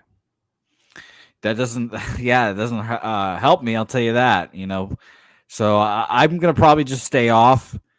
I don't want to back him after that great performance. 126 pitches. I kind of feel like I said, Gavin Williams should be a bigger favorite here too. So if I think that, I typically bet the other side. So I stay off. Just a confusing game for me, honestly. He's been so good of late, but man. And the Guardians bullpen is the best in baseball this month so far, shockingly enough. It's without 2 of their best arms, or one of their best arms, another good arm, I should say. I don't see this personally as being a fishy line. Shouldn't the Guardians be a little bit of a bigger favorite than minus 120. With Gavin Williams on the mound. Perez being great. Guardians are 3 games over 500 at home. Playing some good baseball right now. But I have no idea what he's going to do after throwing 126 pitches. This is not the wheelhouse. I mean, we're talking about a pitcher who, prior to going for 126, he threw 109. That was back on May 26th. And then he came back and threw 103 afterwards. 126 is quite a bit more than that. So, I mean, after that spectacular performance, do you want to back him? I think the answer is no. I can understand the appeal for you guys on the Marlins, but I don't think that the market backs it up enough to invest in it. Let's roll on. We have Morgan Spooner on the New York Yankees. The New York Yankees here. Got him in at minus 125. Joe Ryan on the other side. That's why the line was so short. Twins are 14 games under 500 on the road, but they've been hitting righties harder than the Yankees have in the last 30 days, despite the mass exodus at the trade deadline. Let's talk about the weather here in New York. We have rain, a problem. I don't know how big of a problem here, but it's going to rain at some point during the game. They have rain kind of bookending the game, and then it may stop for a little bit in between. I think that would lead anybody to an over. AM on the over 8.5. I think it would lead anybody to an over because you can get Joe Ryan off or out, and even Cam Schlittler, who looked pretty good in that last performance against the Astros, and he's looked pretty strong at home. 3 start. I mean, he's only gone 14 2/3. Maybe I take that back. It's not quite as allowed 4 home runs, those 14 2/3. I mean, I'm not sure what we're going to get from Schlittler as we move forward, but the Twins are hitting. Both bullpens have been terrible. Let's take a look at the Ballpark Pals expectation here of Yankee Stadium. It's not that offensive. Now, home runs it is, plus 31%, but it's minus 9% doubles and triples and minus 5% singles. It's plus 5% overall. So here we go. Let's take a look at the line movement. This total here is an 8.5. It's minus 109 to the over. It opened up minus 107 to the over. So not a move there, 2 cents of movement. And then here on the line, we have minus 146 now. It's opened up at minus 133. The initial move was towards the Twins. It went down, it took 3 hours and 15 minutes for anything to happen. And then there was a 7-cent move towards the Twins. It came back. It's moved a few times. This is always dodgy. This got up to minus 157 at 2 a.m, minus 157, and then at 4:39 in the morning it was minus 126. So, clearly there's cappers out there, or gamblers, I should say, out there that believe that having Joe Ryan on the mound is hugely beneficial. And Joe Ryan last start allowed 1 earned run, his solo shot over 5 innings, 9-4 win home over the Royals. We were on him in that start. He's allowed 19 earned runs in 11 starts on the road, and he's shut down all righties this year. 177, 536 OPS. It's lefties that bother him. So he shuts down Judge and Stanton, Goldschmidt, and Goldschmidt's not doing much, but Grisham, Bellinger, Rice, Chisholm, and McMahon are the lefties, and you have Volpe, a righty, turning it over. Deacon Mike says, looks like continuous rain. I don't know how you can back the Twins if you're not certain how much you're going to get of Joe Ryan. Jose Bouquet, take it away. Twins, Yankees. Yeah, I agree with you there. I don't know what to expect from Joe Ryan and the Twins here. At some point they're going to shut him down. They're going to start just shutting and just putting down the vectors. But you know what, Joe Ryan, you did great. We're shutting you down. We need to lose all the rest of these ball games, and we need to keep you healthy because we want to trade you. So I couldn't get there with I thought personally that the Yankees should be minus like 130 in this game with the shit man Schlittler on the bump. But I get how ridiculous that sounds. So I've stayed off it. Price is inflated in my head for a reason. Yankees probably roll in this game, but it won't be a bet for me. Let's take a look at the weather report here. So we have, the scattered thunderstorms and then kind of rain continuously, but sort of light. Yeah, Pamper Pop play of the day is a Judge homer, Schwarber homer, Ohtani homer for Robert Cherry. Justin McKelvey on Clemens over 1.5 bases at plus 140. Also Stanton RBI at plus 143. Too bad that the weather is affecting two angles that we could have with Trevor Rogers and Joe Ryan. Troy Torrance says, I missed Cubs Jays. You did not. Let's go to it now. 7:07 p.m. Eastern. The Chicago Cubs 67-51, 31-29 on the road at the Toronto Blue Jays 70-50, 39-19 at home at Rogers Centre, Toronto, Ontario. I have a ridiculous, and I think it's probably ridiculous issue with pitchers who've thrown 3 straight scoreless starts, how they don't generally get the 4th straight scoreless start. And it's just like a vividness bias of mine. But not only did we watch Lopez of the A's throw a 4th straight scoreless start, but we recently saw Cade Horton throw a 4th straight scoreless start. AM on the under 8.5 at even money here. Cade Horton going up against Kevin Gossman, coming off a really nice start in the thin air Colorado. But he has struggled at home, Gossman. 11 starts, 30 earned runs, 247 opponents batting average. Troy Torrance on the Chicago Cubs backing Cade Horton, 4 straight scoreless starts. He still had his troubles overall on the road, but he is certainly rolling right now. 3.18 ERA, 1.22 whip this year. His last start, 5 2/3, 2 hits, no earned runs, 6 Ks, and 0 walks, and a 6-1 win at home versus the Reds.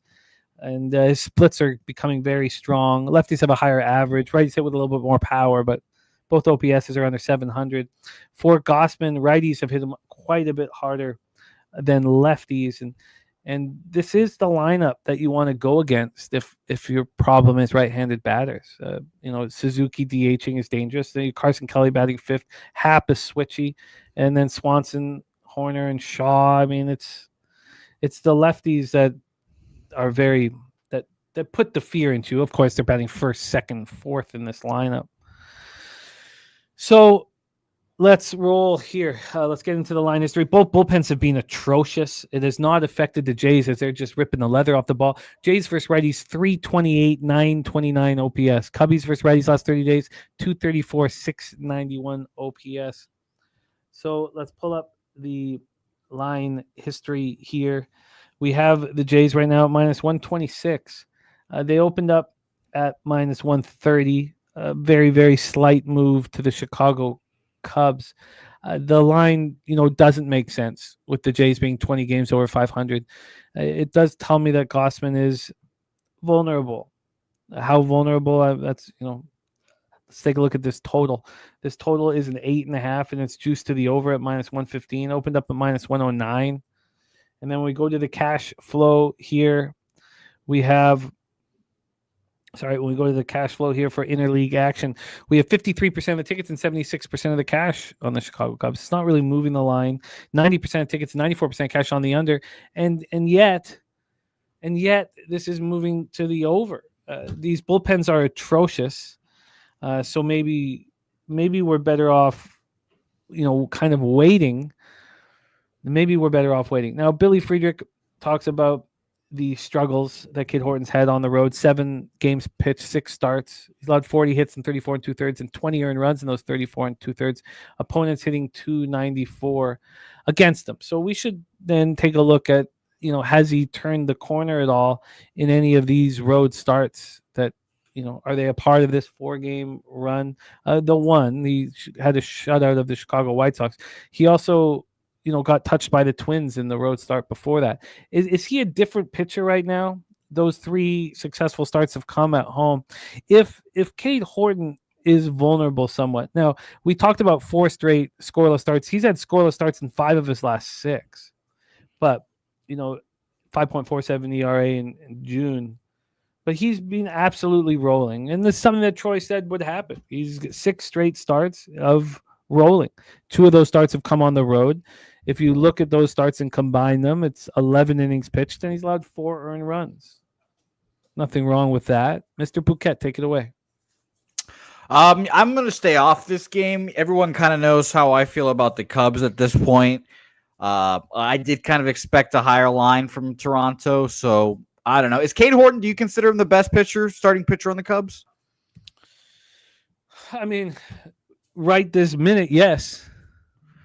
Yeah, so I mean, I guess it makes a little more sense that they're the price that they are, the Blue Jays, 2 versus 2, but it's a tough game for me as well. I ended up staying off of it. Just to echo some of the sentiments, some of the things you just said one more time. For the people that might not have been listening here, it's 55% of the bets and 77% of the money on Chicago here. Line really hasn't moved much. If anything, we've gone 4 cents at penny back towards Toronto, where we used to play poker at 6 cents towards Toronto. So I just ended up staying off this game. I expected to, closer to minus 150, I think, for the Blue Jays. But again, I just have a negative sentiment on the Cubs, so it could be blinding me, but nothing here for me. AM on the under 8.5 with even money projected 9.6. It's wild that would be a 9.6 projection. Looking at what Cade Horton has done, and Gossman over a body of work this season with a 1.08 whip. We know it's very offensive weather in Toronto today, and I didn't go over that. Roger Sanders plus 7% overall, plus 12% homers, plus 13% doubles and triples, and minus 5% singles. We see Cade Horton with 4 straight scoreless starts, 5 of his last 6 scoreless starts. Gossman coming off a spectacular start against Colorado.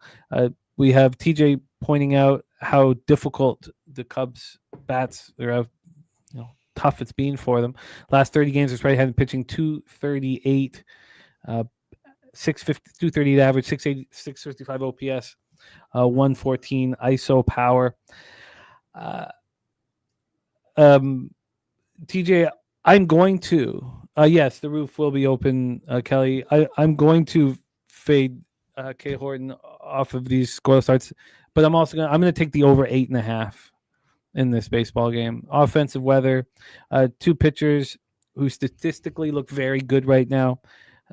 Heavy money on the under. 2 bullpens that have been trash.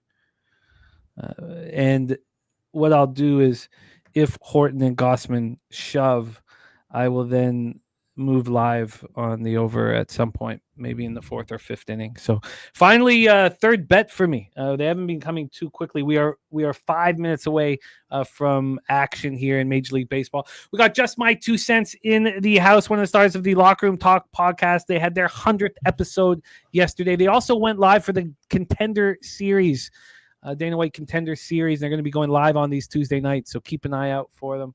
Over 8.5 for me, Mr. Bouquet. Over 8.5 for me. When you moved on the Giants Padres over 8.5, I'm surprised it wouldn't lead you to the exact same thing here. It's just dropped the cash because it was 90 and 94. Now it's 90 and 90 on the under. And yet, 6-7 cent move to the over 8.5. I think this is too high of I think it's a high number to begin with these 2 pitchers on the mound. Now we have offensive weather, so I think the number makes sense. I don't think it doesn't make sense. And then I think that the fact that it's now becoming more and more juice to the over, with all the money coming in on the under, and I'm going to bet it. Finally, I'll join you. Over 8.5 for me. Minus 115 for me. Molly the dog has told me she has to go outside, so I'll be right back. But I'm interested to hear your next breakdown. I am so interested in this breakdown. Carlos Carrasco, Cookie Carrasco, is playing out the string. He looks terrible. Coming off allowing 6 earned runs, an 8-6 win at home last out. He looks so bad. He's had 2 starts now for the Braves, and the last one was an 8-6 win at home, over the Mets, who he pitched for, and now he faces the Mets again. It's so funny, this situation. It's so funny to me because these older vets, this Mets team knows him. He just got hit by them. And I would say, how easy is this? to fade Carrasco here, and that's hurt me. It's hurt me historically. My ROI in this situation is not positive, and it's Carrasco too, who I've done this with in his career, where the old vet has, I don't know, sprinkled some fairy dust over his opponent and pitched very well. I can't comprehend it. Shout out to our guy Swizz. Nice 7s on the board for Pit Mill. I wonder if that first 3 is moved at all. I mean, it's pretty expensive to begin with. Well, it's actually been a move towards the Pirates over here at 365. I wonder if this has moved at all. I'd be surprised if it has. 5 cents. Now it's minus 165 on the under 2.5. I got the minus 160. That was part of the 2. So let's roll here. So the first thing that I wanted to know, shout out to my guy Chip Plylar in the house. The first thing I wanted to know today, or last night, or the first thing I looked at this morning, like I wanted to know what has happened to that total in San Francisco, San Diego, and has this line moved towards Peterson and the New York Mets, who's not coming off a very good start at home. Those were the 2 things I needed to know. Why was this line not moving towards the New York Mets? It just didn't make sense to me when I know that Carrasco looks horrific. This total is a 9. It's minus 111 to the under. It opened up minus 115 to the under, and it went to 8.5 a couple times. That's a bit of surprise, but we know that Citi Field is a run-suppressing ballpark. Let's take a look at the weather here for Citi Field. I had the New York City weather up because we talked about the rain in the Yankees game. Here in the Mets game, it's the exact same issue. Rain, rain, rain. So will that create a situation where you don't have much of Cookie Carrasco? Or is it an even worse situation where you don't get David Peterson? Now, Peterson did not look very good in that last start. Let's take a look at the money line here. Minus 191. Open up at minus 187. Why is this line not moving towards the New York Mets? Why is this not a cash cow situation? BJ says Mets is the play. I need a sign. I got that sign from the Royals yesterday, so I doubled down on it. I felt like I got that sign by the Padres. I did get signed for the Padres, but differently. I thought I got that sign for the Guardians, so I doubled down on that as well. And I got the sign for the Padres, so I doubled down if you include the under 7.5 as part of the double down. But as an example, this line opened up at minus 168 for the Royals as a big favorite yesterday, and it closed at minus 186. When I said I was going to move on it, it was right around that number. The move had happened. I told you guys it wasn't the best time that the move happened. It happened at 9:08 a.m. Eastern, but I do think that's a little earlier than when the public starts hammering away. 9:08 Eastern, 6:08 Pacific, a little earlier.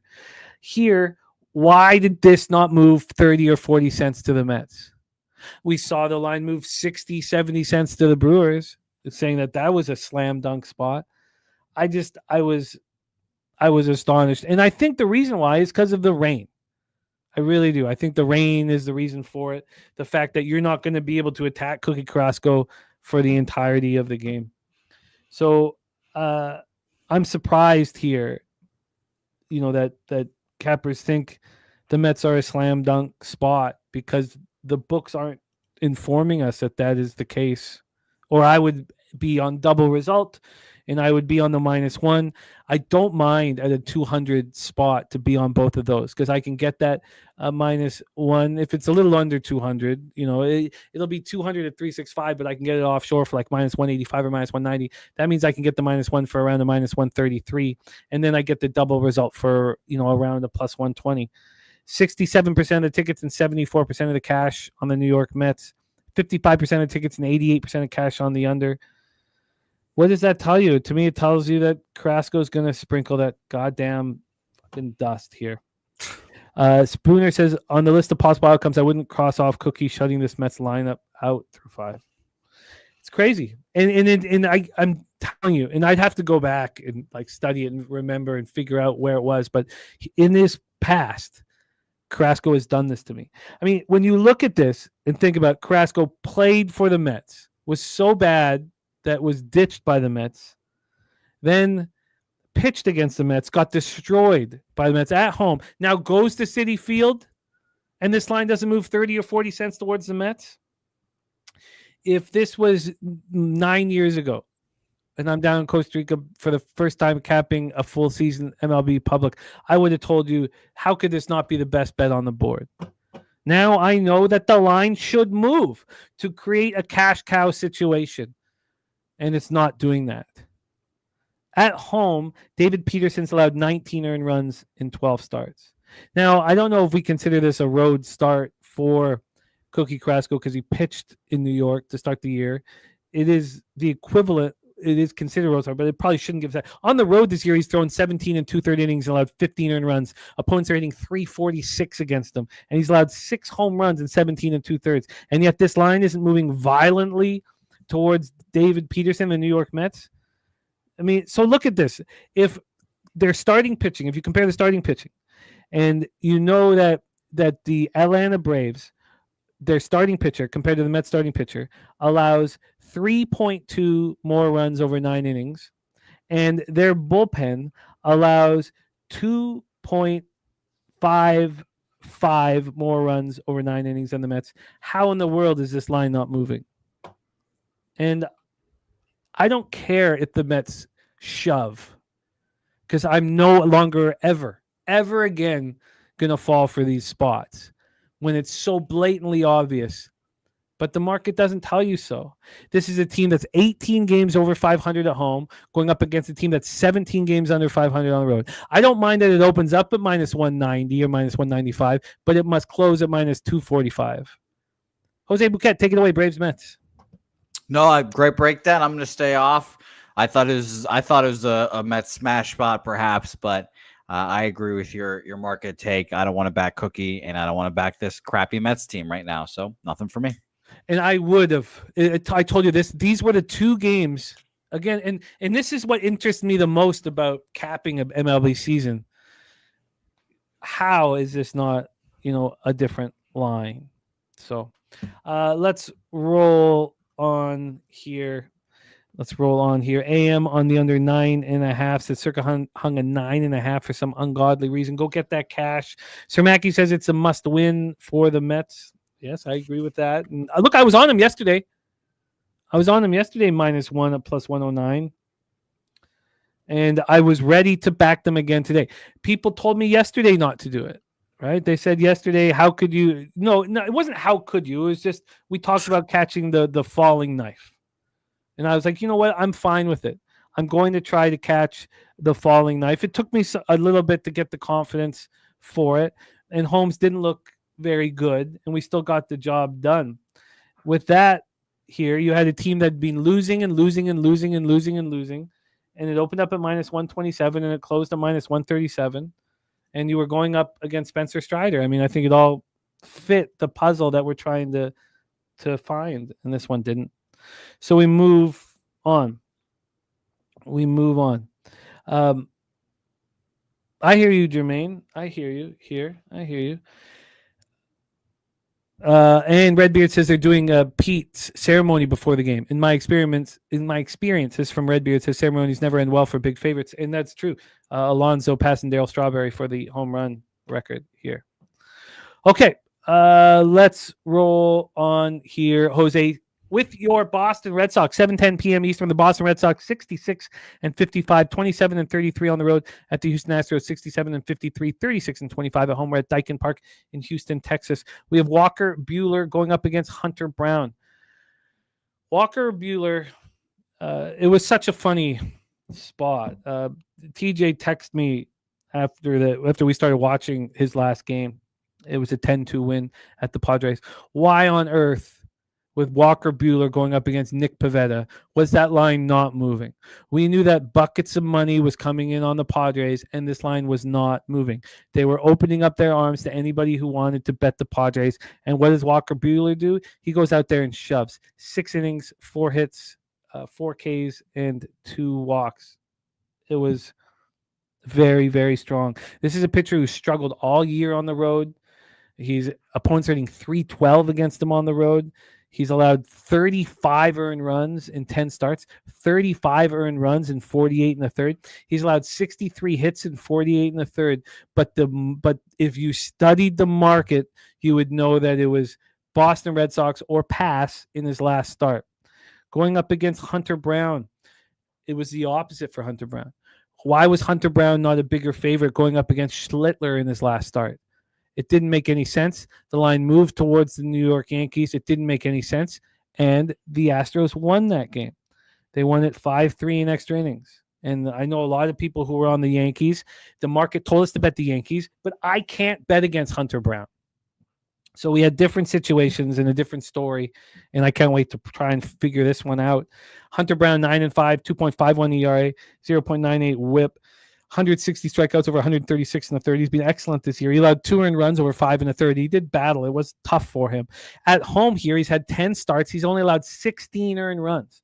Points hitting 174 against him.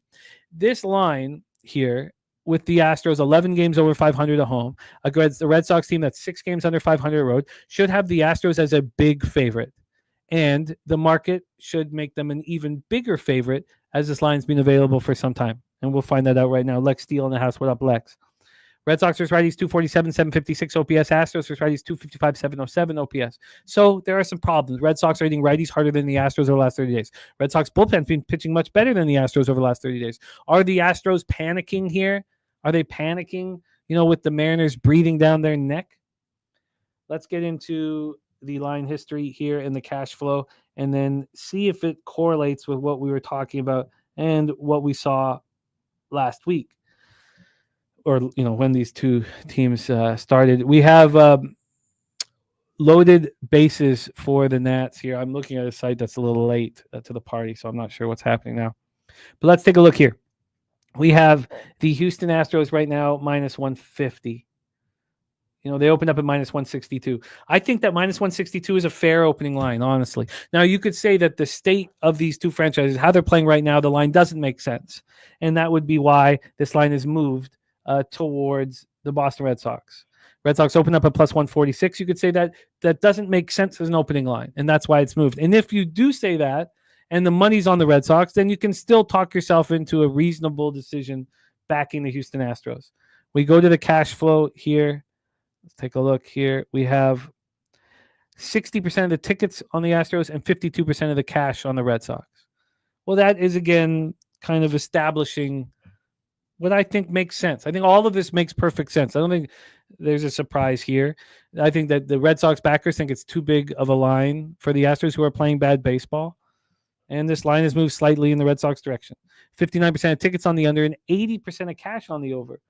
Well, that's a bit of a surprise. Let's take a look at this total here. Move over here. And the total for this one is an 8. It's minus 114 to the under.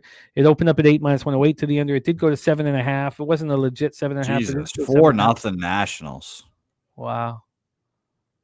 Seth Lugo. Fatigue. Jose Bouquet, my friend, this is an interesting one. That over was screaming at us. And, it was screaming at us. And we heard already TJ on Irvin for Nationals first 5+ half. But Jose, here we're talking about the Astros, your Boston Red Sox. Take it away. Yeah, if I was a bigger homer here, I think I would be on the Red Sox. But Walker Buehler is so day-to-day, so start to start. It's funny. His dumbass said the other day that it's like, yeah, I'm kind of known as a playoff pitcher, so I pitch better against the better opponents. I'm like, whatever, dude. Just fucking pitch well when we need you to pitch well. And he pitched well against the Padres. I'll tip my hat to him. I do lean Red Sox here, but I just can't move on it. Maybe I don't want to fade Hunter Brown like you said. I personally thought like you said in your breakdown, the line opener was too high. People bet the Red Sox. It comes down. So, I get it. I lean Red Sox here, but it's not going to be a bet I make. Woo! What a play! Good God! Woo! Sorry. What happened? We're out of the inning. It was just a hard hit back, bounced off of Woodruff, and just a spectacular play by Wine Time's friend, Jose Ortiz. Who he hates. But nothing here from me. Well, I think, let me explain this more, or try to, okay? I think that this line is too big of an opening line based on how these teams are playing right now. And so the line's moving towards the Red Sox. That's all. So I see Robert Franklin on the Red Sox. You know,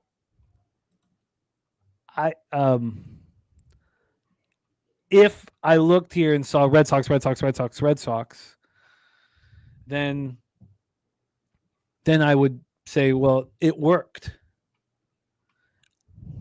I think that let's take a look at the price difference here. Let's take a look at this price difference here for what should it be? How much bigger of a favorite should the Astros be first five, Jose? If their full game is minus 150, I would guess their first five would be minus 170. They're minus 150 at 365, and first five, they're minus 185. Yeah. Makes sense.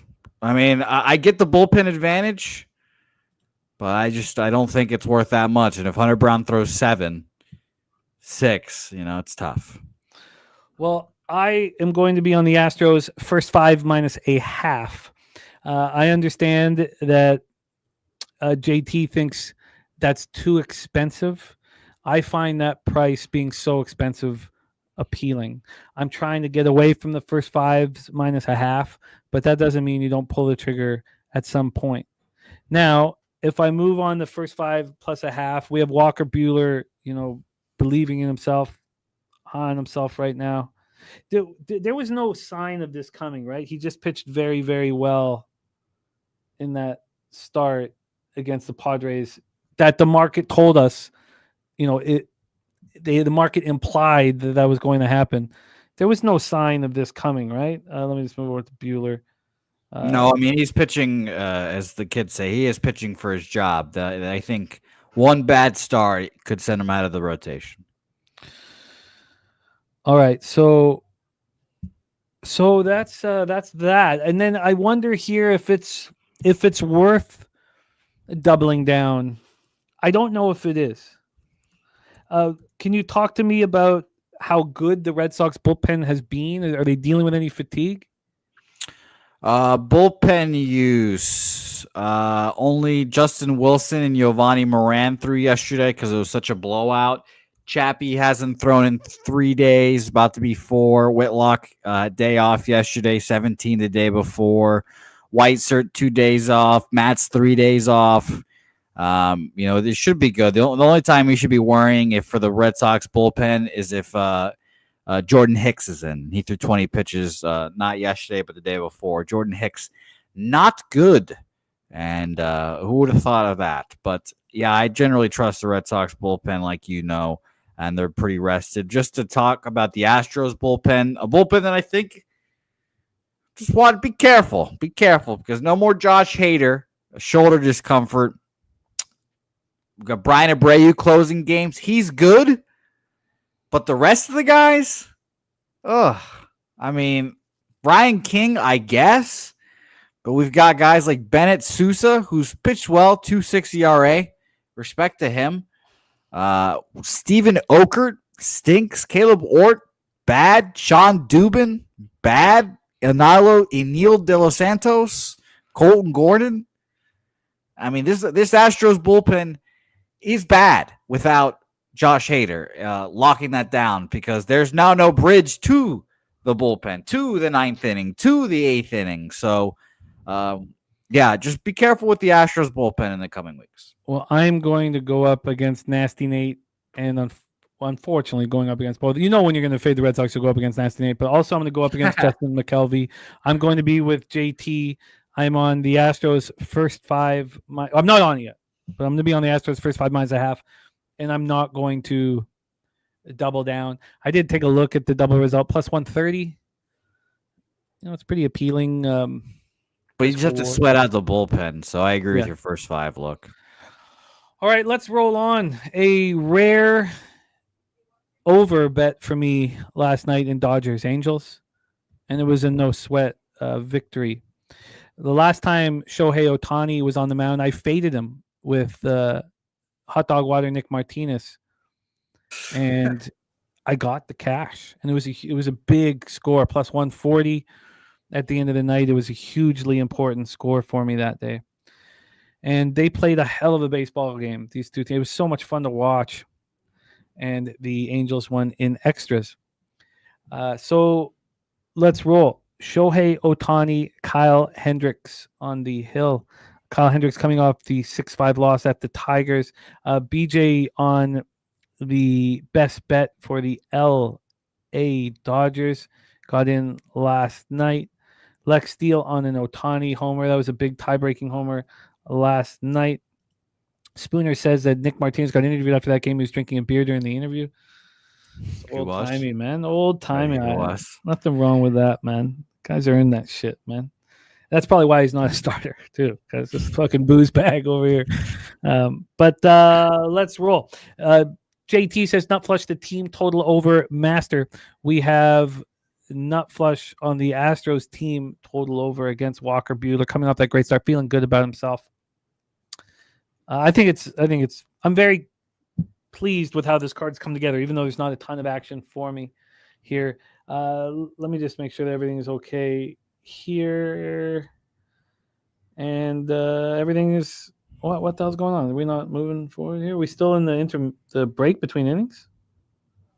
Okay. Which game? No, of course it's okay. 0-0 after 1 in Pittsburgh, Milwaukee. I guess I was so caught up in the Pirates not scoring. All right, let's roll. Oh, okay, no worries, Justin. Yes, that's me and JT are on the Astros first 5 -0.5 here, and it's a bet that we're actively trying not to bet. It's not a bet that I've sworn off like first 5 unders. So Nutflush says, I'm with you somewhat. I'm on the Astros team total over. I love it. Let's roll. But let's talk about this freeway series here. Dodgers, Angels. Angels 2 games over 500 at home, and the Dodgers 2 games over 500 on the road. Now I know Shohei Ohtani is pitching, but what line should it be? That's the question I think you have to ask yourself.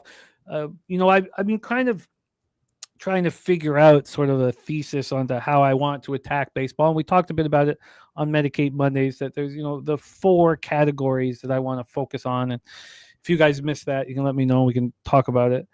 This total opened up at 9. It opened up at 9 minus 117 to the over. It's now a 9.5, but it's not a real 9.5. It's plus 104 to the over. So I don't even think it's a quarter of a run move. Let's go to the money line here. And that was the question I want to ask. How big of a favorite should the Dodgers be? Because minus 192 is ridiculous. They opened up at minus 197. They're minus 192. Now, being ridiculous isn't necessarily a bad thing. DC Capper Max betting the Guardians here. It's not a... Again, I find expensive prices appealing at times, but they have to make sense. And are you paying a Dodgers tax here? Are you paying an Ohtani tax? Was the line too big an opening number? Those are, of course, the questions you have to ask yourself. When we get to the cash flow here, we have 72% of tickets and 76% of cash on the Dodgers and Shohei, 79% of tickets on the under, and 65% of cash on the under. Ohtani's last start was 4 innings. It wasn't on him. They were winning when he left the game. He allowed 1 earned run, 8 strikeouts, didn't walk a batter. On the road this year, he's had 3 starts. He's only made it through 8 innings. That was the first time he went to 4 innings. They're letting him go a little bit further and a little bit further. Righties are hitting him pretty hard, man. 289. Well, they're not with not a ton of power. 702 OPS. And this is a whole lineup of right-handed bats. We've talked about it all the time. Sean Noel is going to be the only left-handed bat that he sees. It's all going to be righties, and they hit Shohei. Now you have Kyle Hendricks. Kyle Hendricks, 6'8", 4.63 ERA, 1.23 whip. He allowed 3 earned runs over 5 innings in his last start, 6-5 loss to the Tigers. At home this year, he's had 11 starts. He allowed 26 earned runs. He's allowed 9 home runs, 10 on the road, 9 at home, 261 opponent's batting average. And he gets hit hard by right-handed bats. as well. And this is a different type of lineup because Ohtani and Freeman and Muncy are left-handed bats. Conforto's a left-handed bat. So Paz, Teo, Hernandez, Will Smith, and Mookie Betts are the right-handed bats that you need to worry about. So Spooner says Roberts wants to push Ohtani 5 innings today from multiple sources. TJ says these Dodgers rock Hernandez. Why don't we take a look at that right now here? Get over to the matchups here for this one and see how hard do they hit old Kyle Hendricks. Their Betts 364 with an 826 OPS, 11 at bats, has 1 RBI, hasn't hit a homer. Conforto hits him hard too, 11 at bats, but again hasn't hit a homer, just 1 RBI, but an OPS over 1,000. Freeman has 15 at bats. He's gone yard with 4 RBIs, 400 with 1.238 OPS. Teo's only had 2 at bats against him, but he's 2 RBIs and hit him. Muncy has a home run, 259. Wow, all these guys. Ohtani has had 5 at bats. He's gone yard, 2 RBIs, 600 average, 2.067 OPS. So maybe you can say that this enormous line is worthy of it. So if this is all pointing to another over, let's sort of take a look at the weather here.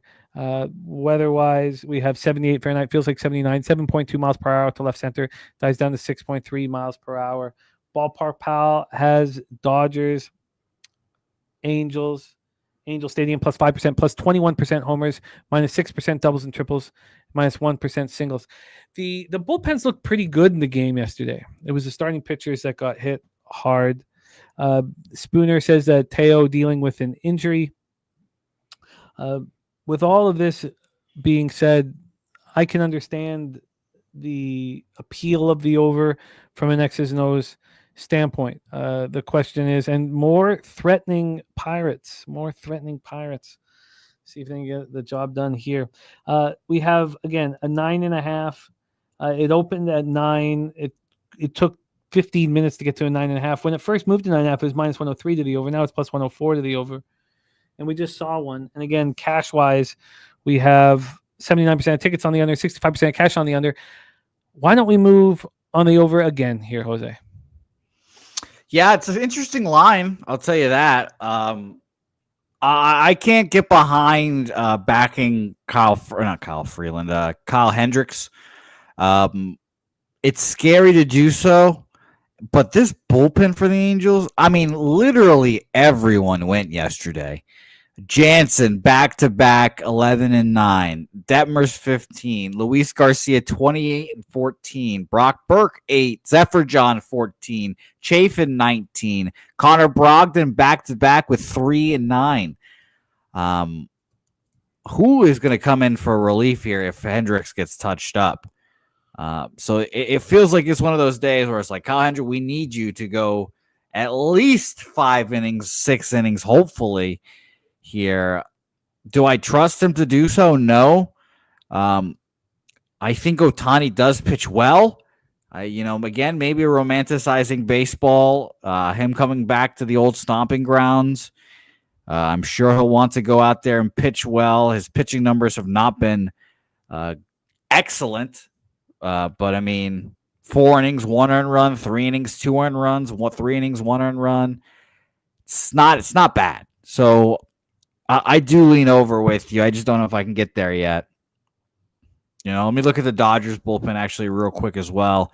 Before I give it to you here, Jimmy, Dodgers bullpen kind of in the same spot, honestly. 23 pitches from Vesia, blown save. Kasperius, 15 pitches, got the loss. Trinan, 23 pitches.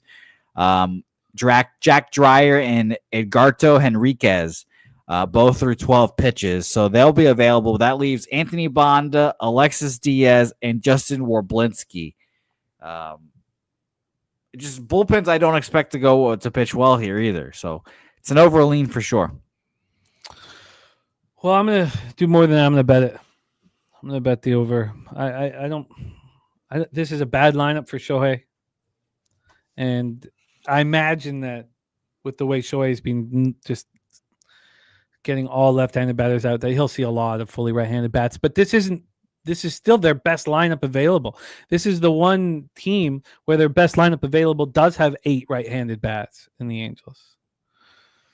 I'll be looking at this one live and seeing if Ohtani gets through 1-2 innings and Hendricks can get through 1-2 innings. I'd definitely look at a live over. Yeah, I think they get touched early, and I love the use of the bullpens in the last game. Maybe this is just an over series, and I rarely bet overs, but I will be on it here. Let's talk about the final spot on the board. I unfortunately was up against Spooner in this one and lost it yesterday. Rays Athletics, Sutter Health Park in Sacramento, California. Let's start with, we have 4 games in WNBA. We got Brizzy and Justin Mcelvy joining us here shortly, and Peter is at a speed dating, what do you call it? Conference? What the hell do you call it? Circle jerk? I don't even know what it was. Speed dating hangout?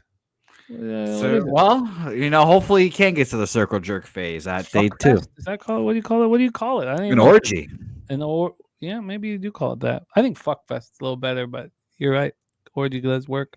82 Fahrenheit feels like 79, 9.8 miles per hour out to left center, dies down to 8.9 miles per hour. We have Lex Steele on the Rays. Why wouldn't you want to back Drew Rasmussen with the way he has been? A speed dating event. Thank you, Lex.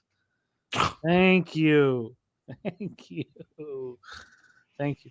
Let's take a look at the daily stadium report here from Ballpark Pal. Plus 19% runs, plus 34% homers, plus 3% doubles and triples, and plus 6% singles. Do you think Ballpark Pal does reports on speed dating events, especially wet in this area conditions? Kind of thing? It's just disgusting. And then when Pete walks in, the just humidity increases. The moisture just goes up, up, and up. But yeah, probably Sploosh City, man. So it is blowing out at Sutter Health Park here. Drew Rasmussen going up against JT Ginn, who was a very highly thought of prospect at one point. That is probably no longer the case. Let's take a look at the line history here for this one. Line history wise, we have this total at 9.5. It's minus 113 to the under. Opened up minus 114 to the under. From a money line standpoint here, we have the Athletics at plus 118. They opened up at plus 109. Rays have gone from minus 120 to minus 128 with Rasmussen on the mound. A clear pitching advantage, you could say. When we get to the cash flow here, we have 82% of tickets and 91% of cash on the Tampa Bay Rays. So we have a very, very public Rays team. And let's go back to that money line here. Opens up at minus 120 with a pitching advantage.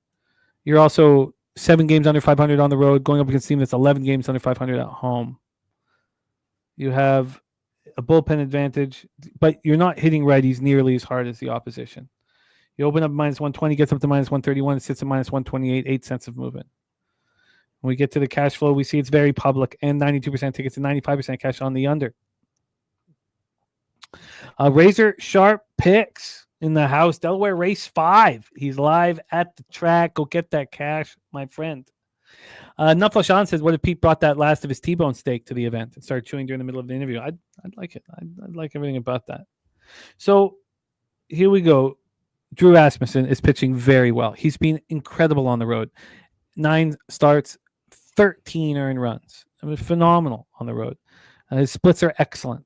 Ginn is coming off a 3-2 loss at the Orioles. He pitched pretty well. He struggled here at home. 16 earned runs over 4 starts. 8 home runs in 4 starts. He's allowed 8. Lefties hitting 299 with a 988 OPS against them. He's shutting righties down. Shutting them down. So let's see who are the lefties in the Rays lineup. There's a ton of them. Simpson, Peters, Josh Lau, Fiducia. Oh, no, sorry. Josh Lowe, Brandon Lau. God, that's so annoying. And then Mangum is the switch that's hitting from the left side. Spooner says he wants to bet the Rays here. I get it. Should the Rays have opened as a bigger favorite? Why is there so many tickets on the under? Jose Bouquet, our final MLB game on the board, Rays A's. Yeah, I mean, I feel like an asshole thinking that I want to bet the A's here and flip-flopping. One of my pet peeves about betting baseball is betting one side, flipping to the other side, and losing that side. I hate doing that. It does seem like a A's spot, though. I get that the line's moving up towards the Rays, but the opener being minus 120, I kind of think that the Rays and more Rasmussen deserves more respect than that against JT Ginn. Would you agree with that? I'm surprised this opened up at minus 120, but my guess is opening minus 130. Yeah, that'd be. Oh, sorry, say again. My guess is my opener would have been at least minus 130, going up to minus 140. That would be a preferred line, I think. If you were betting the Rays, or wanting to bet the Rays. But, the Rays are just losing baseball games. The A's have won 3. I know I don't care about what happened yesterday or the days before. I tried to make everything just like a fresh spot. But the Rays are losing and losing a lot. They've lost 4 or 5. They've lost 6 of 9. They have lost 11 of 15. They're 4 and 11 in their last 15. So they've been costing people a lot of money. Now let's go through, Rasmussen's starts here because he's been so good and so good on the road. His game log is he shut out the Mariners in Seattle, pitcher-friendly park. He allowed 2 earned runs in New York. So those are his 2 road starts. They've won 3 of his last 4 starts. So it's not on him. If you go back, he had those weird starts in Minnesota and Boston where there's weather issues and he had to leave early. But he's just a lights-out pitcher here. I mean, Ginn should be comfortable pitching in this ballpark. Maybe that's why this is an under spot. I mean, the A's are raking here. But the Rays are very appealing to me. So, okay, here. What should the price difference be first 5 then? That's what we should talk about. What should the price difference be first 5? Man, if it's minus 130, I would guess minus 145. I think with a pitcher here, and this will be the telling part. If we have a pitcher on the hill who's allowed 13 earned runs and 9 road starts, it's phenomenal. He pitches in a ballpark that's very similar to this one. So this should be at least a 20-cent difference here. It's minus 135 full game, and first 5, it's minus 125. Why is that? Why the hell would that be? Seems like the A's are the live spot in this.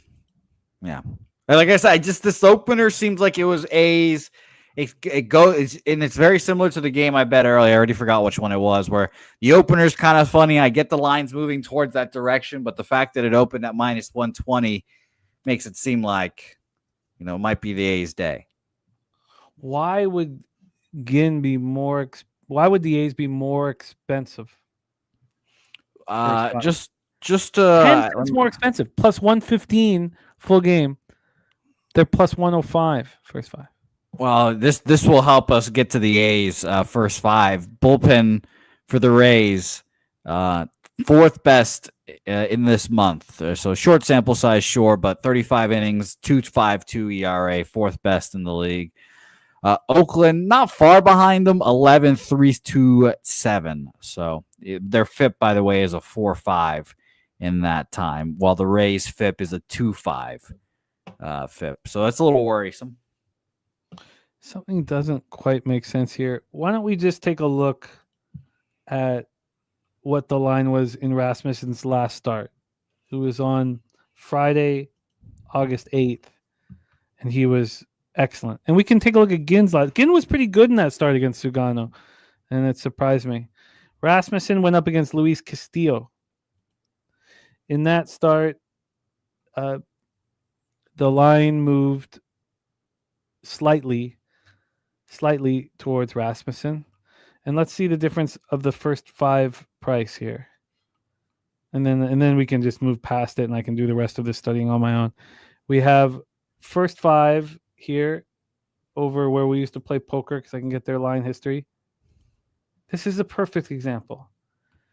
First 5 opened up the night before the game at plus 110. By 10:56 in the morning, there was a 20-cent move towards the Tampa Bay Rays. A 20-cent move by 11 a.m. And, of course, he shoved. So then here, today at this exact same book, we have, here we go. Well, we have an 11-cent move towards them from minus 114 to minus 125. So maybe that's all valid. I mean, X's and O's I want to be on Rasmussen here against Ginn, who's pitching better. And if we trust Rasmussen in this ballpark, has he pitched in this ballpark yet this year? You know, obviously he's pitching in AAA parks, but you're right. It is different. And I still agree with the fact that they opened it so cheap they can move it up and still feel like we're good. And he was going up against Luis Castillo in that last start. All right, I've got I can figure that out. Nice job, Philly Eagle Flyer, tied after 2. Nice. Which would have, we'll have to see. Let's just see what happens in this third inning here. Obviously, I'm invested. Okay, Jose, I am interested in the Rays. I'm very interested in the Rays. I'm going to let this market marinate for a little bit longer here. It doesn't fully make sense to me, but again, a 20-cent move, 11-cent move. They were both moving towards Rasmussen here. I'm surprised though that Rasmussen here. We've had the 11-cent move first 5. And then full game, this is where we used to play poker, 11-cent move to them first 5, and then full game, 6 cents of movement. God, what a puzzle. Okay, I'll deal with this here. Let's review all action. Way less action for me today than yesterday. We have WNBA coming up next here on the program. We have, going over action here, Stacks play day number 1, Seager over 1.5 bases. Spreadsheet play of the day is the Texas Rangers. Gorky's play of the day is the Padres on the run line. Pig Milk play of the day is Mason Wynn over 1.5 bases here. Then we have JT in this Nats game with Abrams under 1.5 hits, runs, RBIs. 414 Bub, Brewers -1, Yankees money line, Reds, Phillies under 8.5. Big Scott is on the Phillies money line and Padres Giants over 7.5 and Mets on the run line. TJ's got the under 8.5 and Toronto first 5 -130. Turnbuckle Tommy's easy cash play of the day is the Phillies. Flank steak play of the day is the Giants. And then for me, I'm on the first 3 under 2 in this Pirates Brewers game. It is 2-0 Cardinals right off the hop. 2-0 Cardinals. And what the hell is happening here in this one? Back, and they caught it at the warning track. All right. That was with the Rangers with the runner on. So that's important out there for me. So I'm on the first 3 under 2 in Pirates Brewers. I got up the first 3 plus a half, but it is what it is. Then I have nothing until the Diamondbacks. Well, I have the Diamondbacks first 5 plus a half. We know that Spooner did the Yankees and the Phillies. Jose's on the other side with the Reds, but Jose will go over his action. If the Mariners-Orioles game is postponed, I'm probably going to still move on the Orioles. I need it to be postponed. Then I'm going to be on the over 8.5 in Cubs-Jays. I know Jose joined me on that one. I'm on the Astros first 5 -0.5. I'm on the over 9.5 in Dodgers-Angels, and I might be on the Rays. Jose, please review your action, my friend. Yes. Sorry, I was looking at live betting right now just to peruse. I am on the Reds +112 full game. White Sox, which is going right now, +125 full game. The over 8 even money in Padres San Fran. And the Cubs Blue Jays over 8.5. -115. I am excited. This was a real difficult card to break down. Very difficult. I agree with you there. I hope that we get paid in full. Oh, yeah, you want it to be delayed. Sorry. I didn't meant that's what I meant. Thank you, TJ. I dealing with a touch of insomnia right now. that is our MLB programming. Now it is time to switch gears to the WNBA. Jose will be joining us here shortly to put a bow on today's show. Excellent work, Jose, my friend.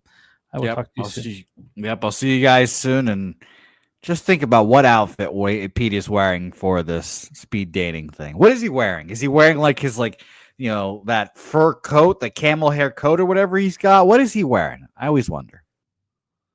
I don't think he is. Wearing that gorgeous coat. The Pirates with runners on once again. The Pirates have been trouble here. God, I was close to that first 3+1/2 on them. So close. I wonder if I had a little bit more time, if I could have gotten there. Let's see. Can the Pirates strike? There's 2 out, 1-0 count. Woodruff now a 2-0 count. Look at this. Big at bat here. Milwaukee winners of 11 straight. It is time to talk WNBA, and we have just the cappers for the job. Our first guest for WNBA, fresh off celebrating the 100th episode of the Locker Room Talk podcast, as well as the Dana White Contender Series live stream last night. Will be every Tuesday night here on Pub Sports Radio. Please welcome our guy from South Jersey, Billy Brisbane, to the show. Brizzy, what's good, man? How are you? Doing good. Nice little Wednesday here. Ready to get the party started.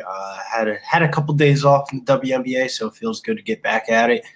Very nice slate. No crazy lines, no juice lines, and I think there's some money to be made tonight. It's a fun card. A very fun card. I was expecting to move on a couple spots that I didn't.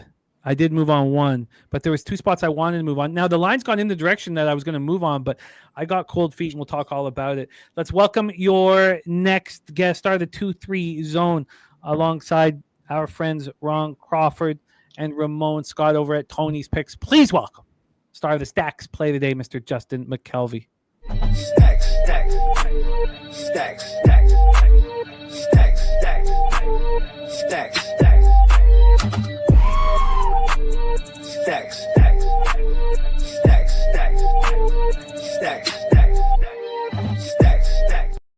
Justin, what's good, man? How are you? I think you're on mute, my man. Definitely was. Jimmy Briggs, how was y'all? Doing good. Doing good. Good, man. I'm excited about this card here. Don Play says, I say screw this guy on the Suns. I will tell you my fear here, but it's great to see both of you gentlemen. Thank you guys so much for joining us. All of a sudden, my record looking trash. Again, this is an important day for me. Let's roll. 7 p.m. Eastern, the Chicago Sky, 8-23, 3-12 on the road at the Connecticut Sun, 5-26, 4-11 at home. We're at Mohegan Sun Arena in Uncasville, Connecticut. My plan was to be on the Connecticut Sun. I expected to be on the Sun. There's been a big move implying that was the right bet to make. They opened up at -2. I could have got in cheaper than that.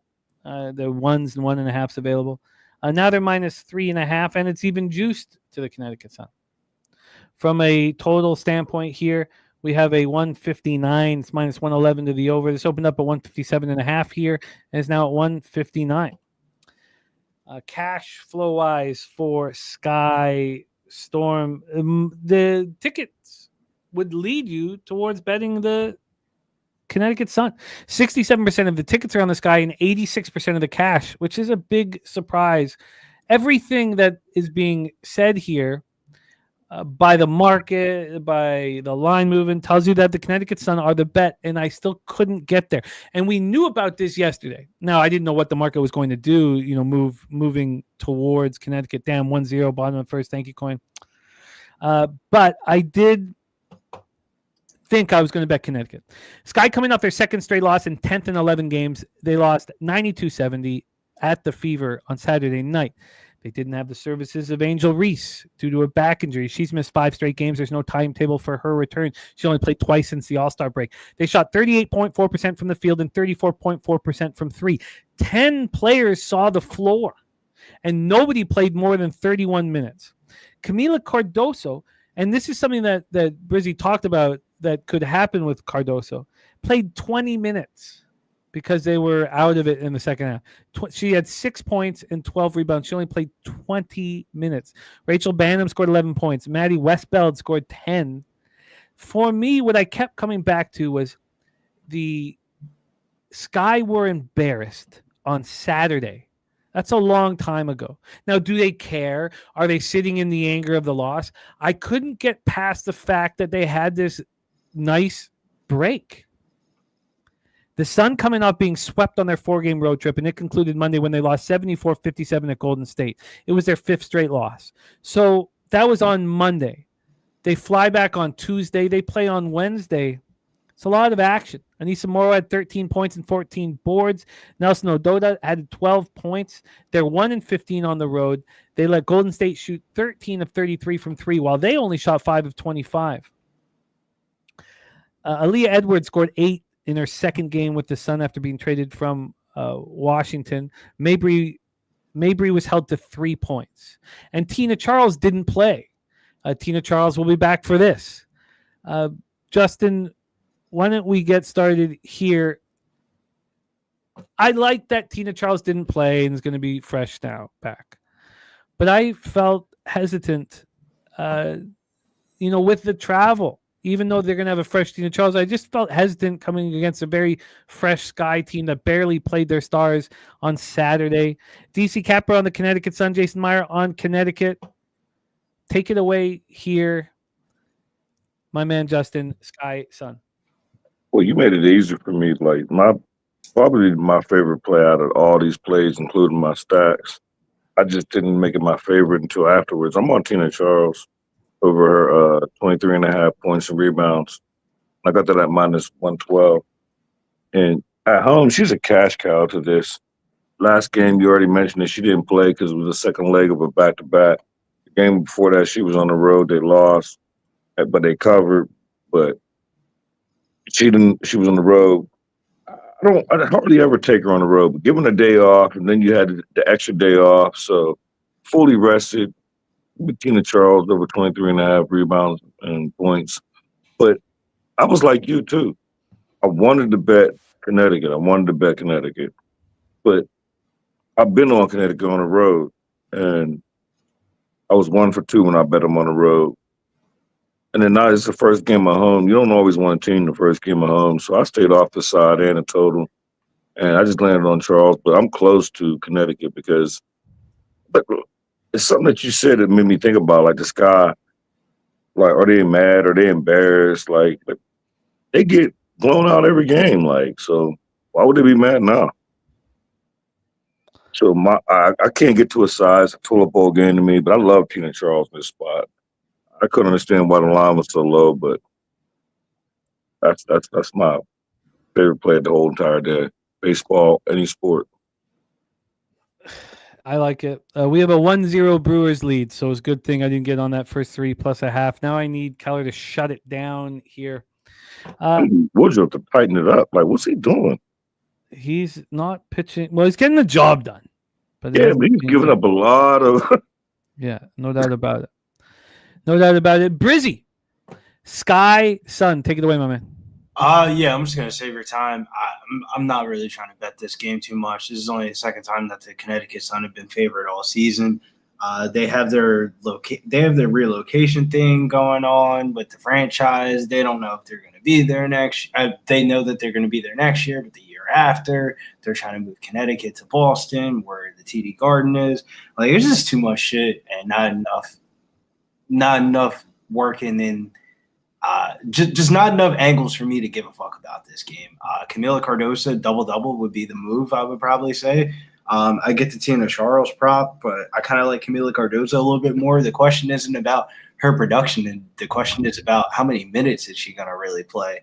And this line opened up at plus 100 all the way up to minus 145. She's gone over her rebound prop 6 out of her last 8 games without Angel Reese in there. Last time that she played against the Connecticut Sun, she had 10 rebounds. Connecticut Sun last in restricted area defense. She should get 10 points. Camila Cardoso double-double, and that'd be about it for me in this game. And she owed me some bread. Yeah, she owes me too. What did she do, Brizzy? What did the point? Do you have an idea of where the points and rebounds has gone? Because it's at 23.5 right now, which is higher than it's been for her. Yes, give me 2 seconds. Cardoso at 23.5? Yeah, now. No, 22.5 minus 114. The only sports book that has 22.5 left is BetMGM. They have a juice towards the over minus 135. And Parks, New Jersey, also found in Pennsylvania. That's like where the home of that casino is. That sports book has it at 24.5 juice towards the under. I would probably play the double-double over points and rebounds. Huh. And the idea being that this guy should be in this basketball game for long enough for Cardozo to get 28 minutes, 30 minutes on the floor? Yeah, I think she should score over 12.5 points pretty easily. And I think the rebound should be there as long as she's out there on the court. It's not like Tina Charles is the type of big to be – I think the Tina Charles matchup is kind of perfect. Yeah, keep Camila Cardozo around the rim and grab some rebounds. Don't have her running around the three-point line. I mean, Camila Cardozo is really good. It's just that her lateral speed is a little bit slower. I mean, you would imagine a girl that's 6'8", she isn't going to be that fast going east to west. But I think the Tina Charles matchup is like a match made in heaven. I kind of understand why people are attacking the Tina Charles. I mean, her double-double prop is at plus 430. Like, God, like, damn. Like, you said people that Charles is popular? No. Her double-double prop is plus 430. I mean, like, that's just a lot of meat left on the bone. I mean, you can get 10 rebounds for Tina Charles for plus 400. Like, I ain't gonna lie. And WNBA, I've done away with that, with double-doubles, and especially with the number 23. And I hear a lot. Like, I got a homie out here who does double-doubles, and I don't get it. I mean, I understand there's a number of 4 difference, but if the number's at 23.5, such as Charles and Cardozo, wouldn't the better value bet be the over 23.5 because double-double is 20?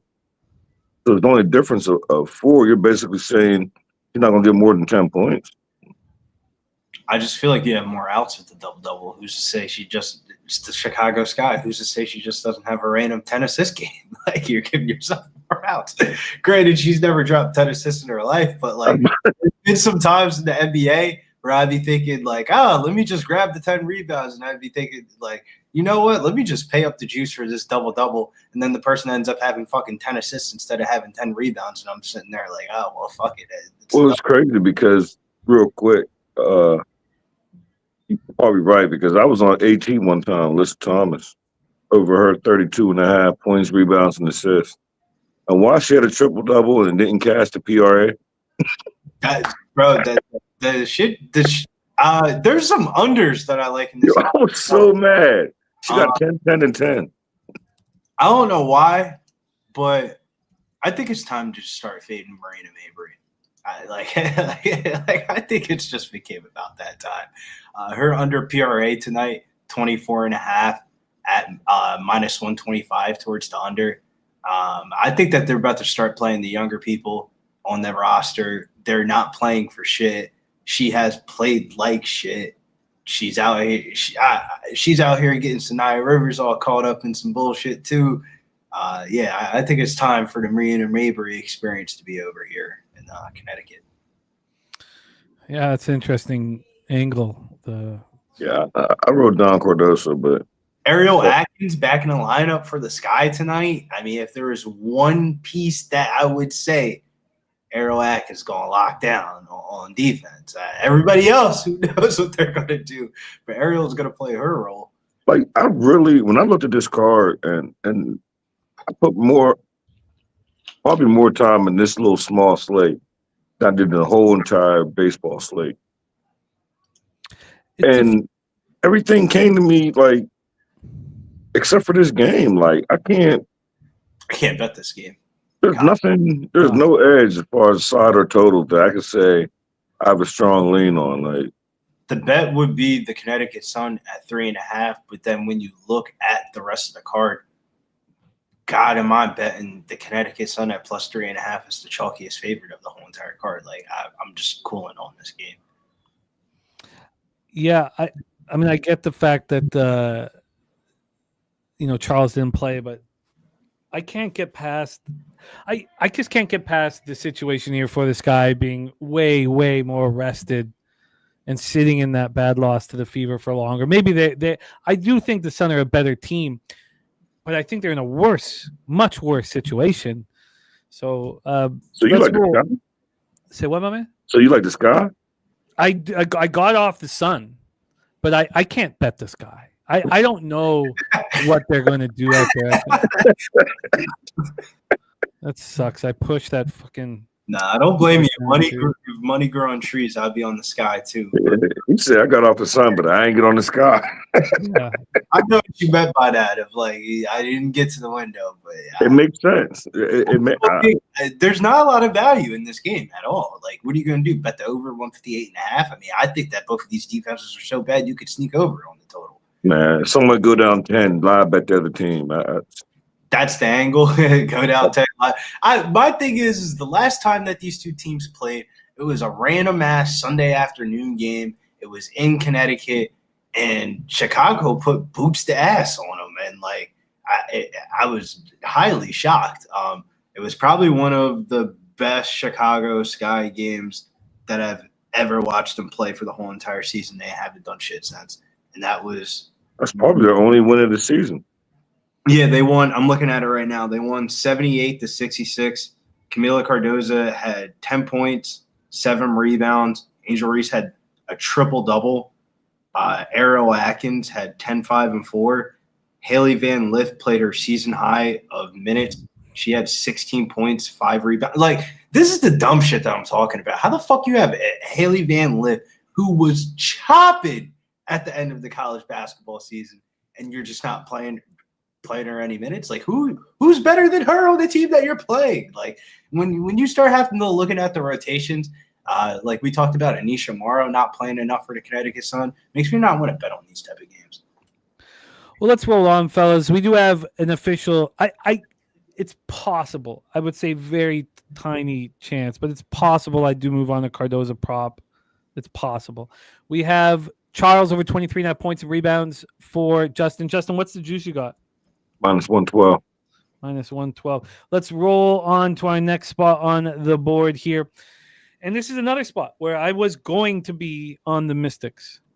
I am not on the Mystics. Golden State Valkyries 16-15, 6-10 on the road. The Washington Mystics 14-17, 9-6 at home. Care First Arena in Washington, D.C. Let's get into the line history. We have AM moving on the over in Chicago, Connecticut. This total is very low here, Golden State, Washington. 149.5, as low as we've seen. Opened up at 150, dropped a half point to 149.5. From a spread perspective here, we have Washington now the dog. We have in the opposite side of things, we have the Golden State Valkyries going from dog to favorite. They opened up +1 at -114, and they got to a -2 at 8 this morning. I didn't realize that. Then they became a dog again. This is wild. And then they're back to -2. I mean, this is yo-yoing all over the place. They are -1 right now at -111, a slight favorite. Take a look at the cash flow here for the spot. We have 75% of the tickets and 94% of the cash on Golden State. 74% of tickets, 79% cash on the under. I wanted, with the travel situation, to back here the Mystics. I thought it was a tough spot for Golden State, but it became less difficult as I kept studying it. Golden State comes in off 2 impressive double-digit home wins. They beat the Sparks 72-59 on Saturday, and then they beat the Suns 74-57 on Monday. Hayes and Xander Lassini each scored 17. It was impressive.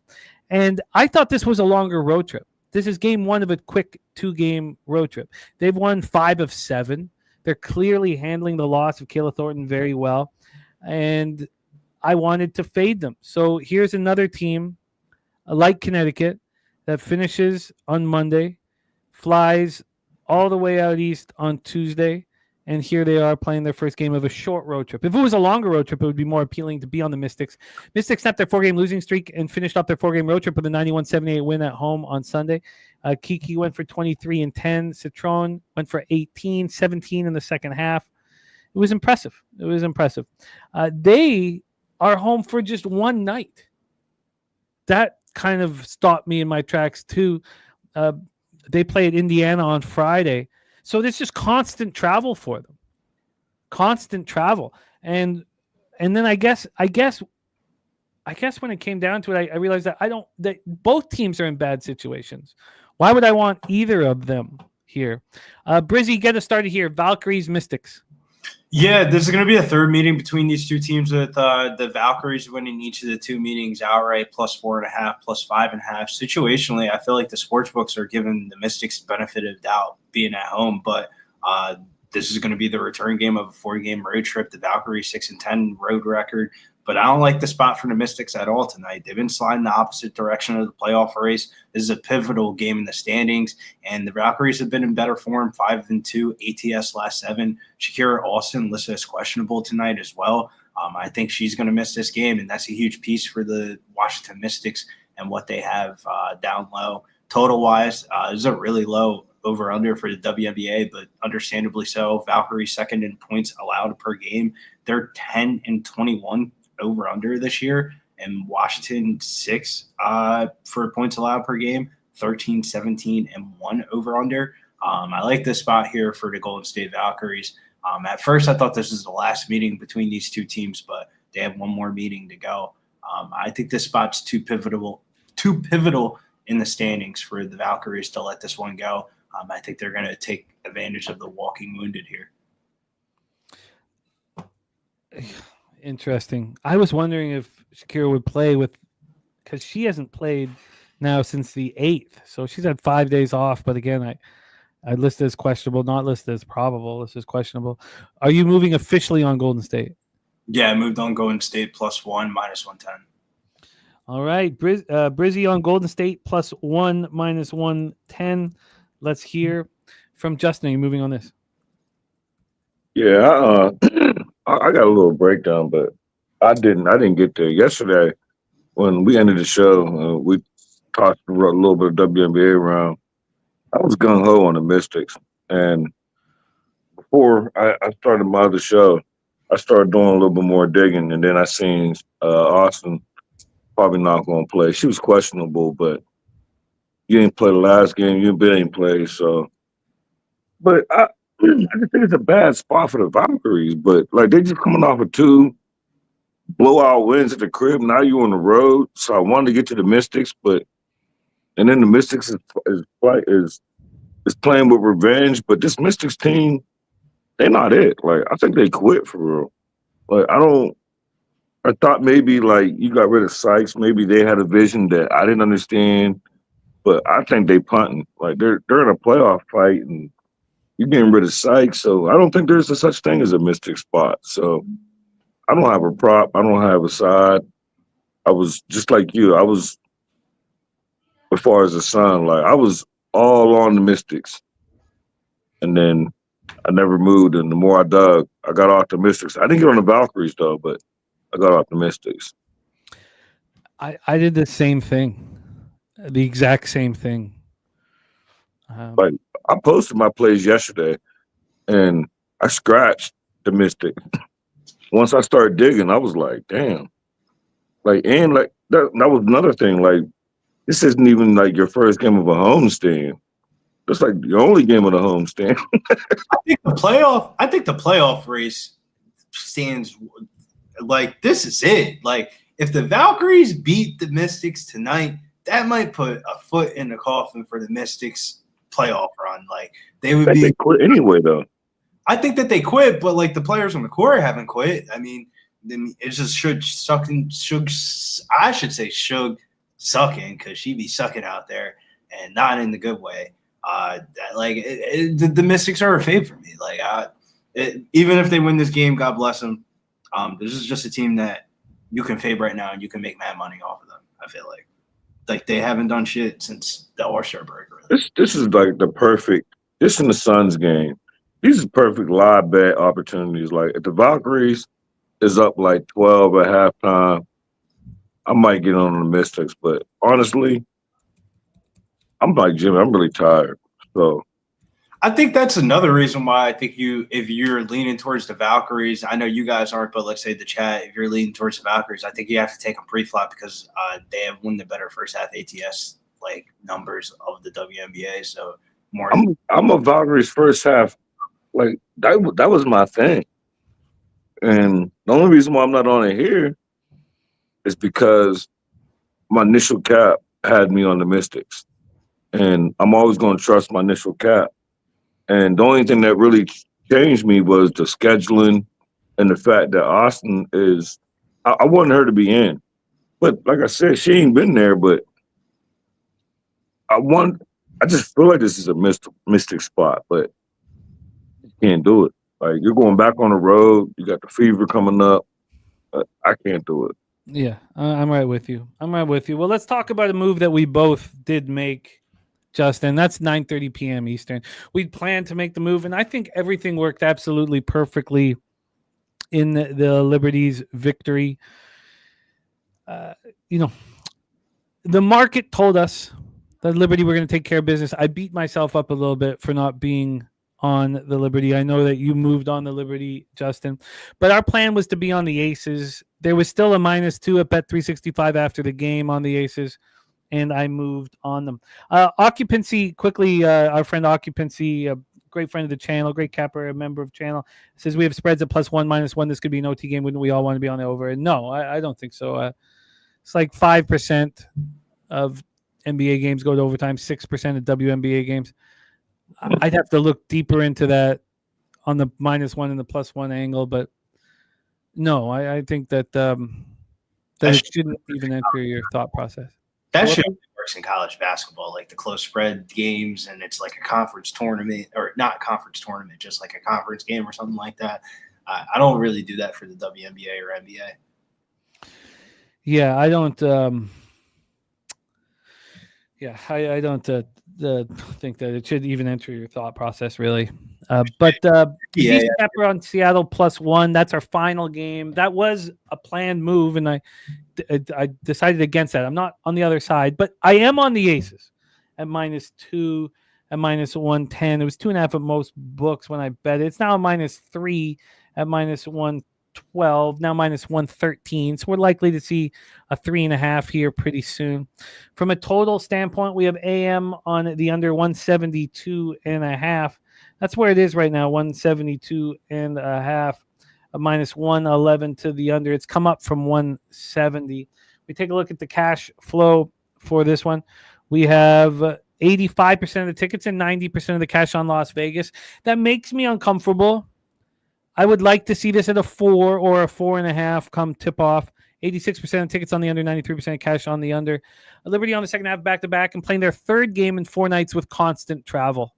That affects these teams, and I expect it to affect the Liberty. They bounced back from their 83-71 home loss to the Lynx by winning 105-97 at the Sparks last night. So after that home loss, they had to fly all the way across the country, and it takes a lot out of them. And they were incredible last night. The most 3-pointers that the Sparks have allowed. It was a wild game. Meesman went for 24. Jonquel Jones, 21 and 11. It's the season high in points. We have Fibich went for 20. Ionescu went for 14 and 6. Cloud went for 11. No Brandon Stewart. No Isabel Harrison. No Sabali. The Aces coming off their 4 straight wins, 6 and 7 games. Now, I know it was 94-86 at home over Connecticut on Sunday. It wasn't a very impressive game, but it was kind of a sleepy spot. Asia Wilson went for 32 points and 20 boards. First player in WNBA history with 30-plus points and at least 20 boards. She almost has as many boards as Connecticut did as a team. Jackie Young went for 21. Jewel Lloyd, Dana Evans, 12 and 10. This is the final game of a 3-game homestand. They play at Phoenix on Friday. I think every team gets up for the Liberty. Liberty played their hearts out. They've been traveling nonstop. I get that it's public, and I'm okay with that. I'm on the Aces -2 at -110. Justin, I know you're with me. Take it away. Yeah, I got the Aces -2.5. I was mad that I fell asleep. I didn't even see a second of this game. I fell asleep during the Blue Jays game and woke up and seen the score. And then when I went to go put the bet in, because I liked the Aces yesterday, but I wanted to make sure that the Liberty didn't get throttled yesterday because that would have messed up part of the reason why I like the Aces today. So I waited and fell asleep and lost a half point, but I didn't even break the juice down. But I think it was like 115. I got the Aces minus one. Yeah, that's exactly what it was. Minus 2.5, minus 115. And my stacks play today, which I posted yesterday. Yesterday, I don't know, probably about an hour after we did the show. Stacks play today, number one will be the Aces and Liberty total over 170 minus 112. I got that at when I posted it yesterday. I love teams off of back-to-back, as long as it's one of them. Now, the only thing I didn't take in consideration was them scoring not many points. So it made me a little nervous, but I like the spot. I like the situation. I love the Aces.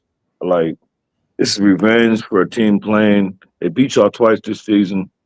Get up spot, now or never. And the Liberty just played yesterday. I like Asia. I was looking at Asia. I was looking at Jackie Young. But two spots I like. I love the Aces, and I love the team. I love the full game over, 170.5. I don't care if we go up or down. I love both those spots. Both of them is official. You are locked in, my friend Brizzy. Liberty Aces, your plan of attack. Yeah, it was a good start to the road trip for the Liberty, who broke a 7-game ATS losing streak with a win and cover last night versus the Sparks. This finally feels like a spot that the Aces can kind of get some revenge and come back against the Liberty, a team that's kind of had their number in the last couple of seasons. The Liberty have gone 2-11-1 ATS on the road, failing to cover all 4 games as an underdog this season. Aces have been rolling, winning 6 of their last 7. Their offense has looked a lot better since Jewel Lloyd came off the bench. I feel like that's been like the whole entire X factor.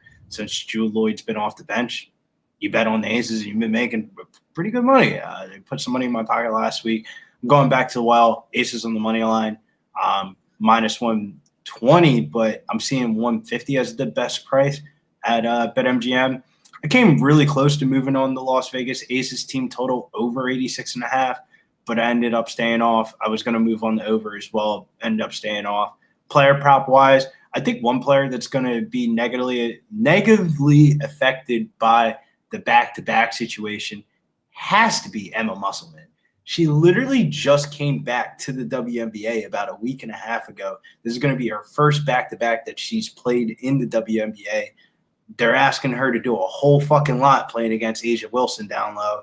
I think this is a terrible spot for her, and she's coming off of one of her best games in the WNBA since she's came back. So I think that's the reason why you should go under on her PRA prop tonight. Her PRA prop tonight is 24.5, minus 118 towards the under. I think the old lady's going to have some old lady legs out there, and I believe Kennedy Burke might be back for the Liberty in this game, and she's like their small ball forward.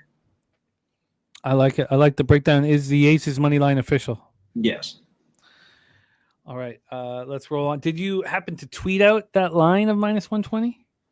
No, we could just go 150 BetMGM. We were on Dana White Contender Series last night. Dana White Contender Series was popping, man. Had the fights going and shit like that. That's dope.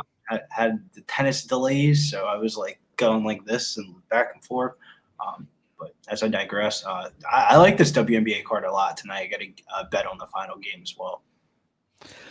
Let's roll on to this final game.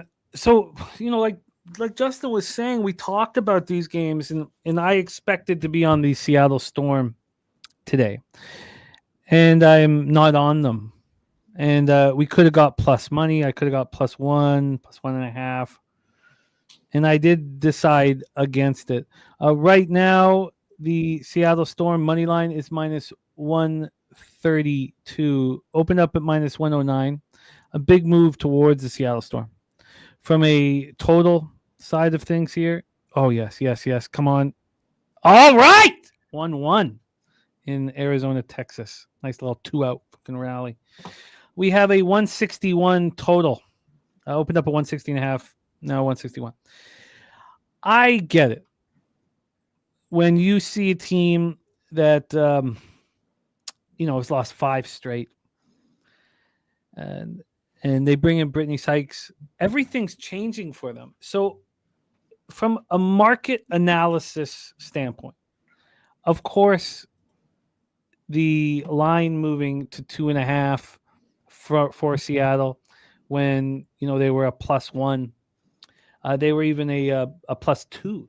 They were a +2 at 7. Oh, I was pretty juiced. So they were a +2 at 7:30 in the morning, let's say.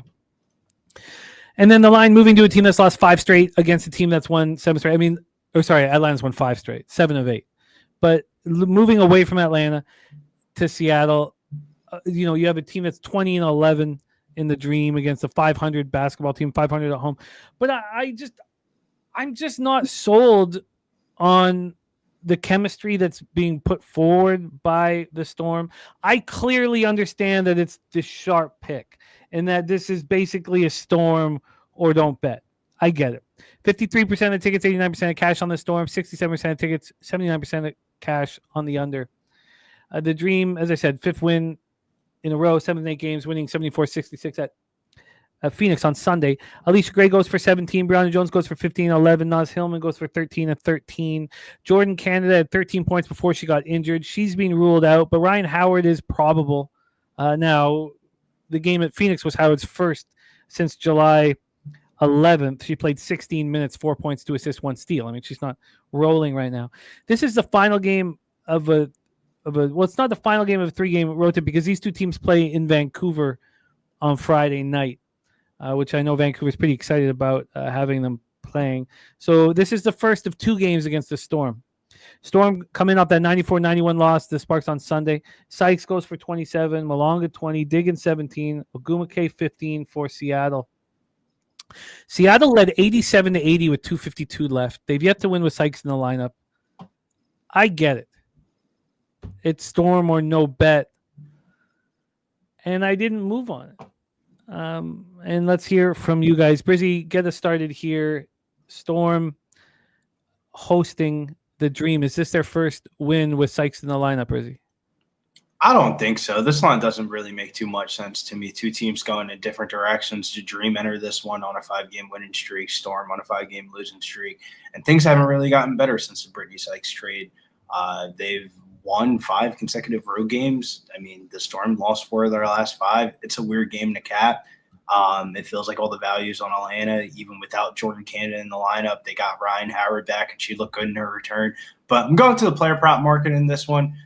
Player prop of the day here is going to be Atlanta's Alicia Gray, over 8.5 rebounds and assists, -154. Jordan Canada ruled out today. Alicia Gray has gone over her rebound and assist line 5 of her last 7 games this season. She's averaging 10.1 rebounds and assists without Canada in the lineup. And Seattle is allowing the 3rd most rebounds and assists to the shooting guard position. I think she's going to be doing a lot more facilitating tonight with no Jordan Canada in the lineup and Tiana Pau in replacement, who's more of a spot-up shooter in this offense. I think there's going to be a lot of facilitating opportunities here for Alicia Gray. I wouldn't be shocked if she just got 10 assists alone. I like the look, Brizzy. What was the juice on the over 8.5 rebounds and assists? -154. You can get a better number. Let me look at the best number because I just bet it on FanDuel because I just had a bunch of shit on FanDuel. I wasn't really trying to load up another book. Best line available is -131, bet 365. -131. Gray over 8.5 rebounds and assists for Brizzy. Justin, our final spot on the board. You make a lot of money with the Atlanta Dream. It really feels like a Storm spot, but the Dream have been off since Sunday. It's not like they're exhausted. They're not. And when it was all said and done, I get that it's sharp, but I didn't want it. Did you want it? Yeah, I wanted it and I posted it. Stacks player day number 2. I missed it by minutes, but I got Stacks player day number 2, Storm. I got -105 money line. Missed the plus money, but it's all right. I love that. I posted it yesterday. I just think this is the spot. The only thing about this spot is I don't like is Seattle did beat them last time. The road team in this series seems to always win.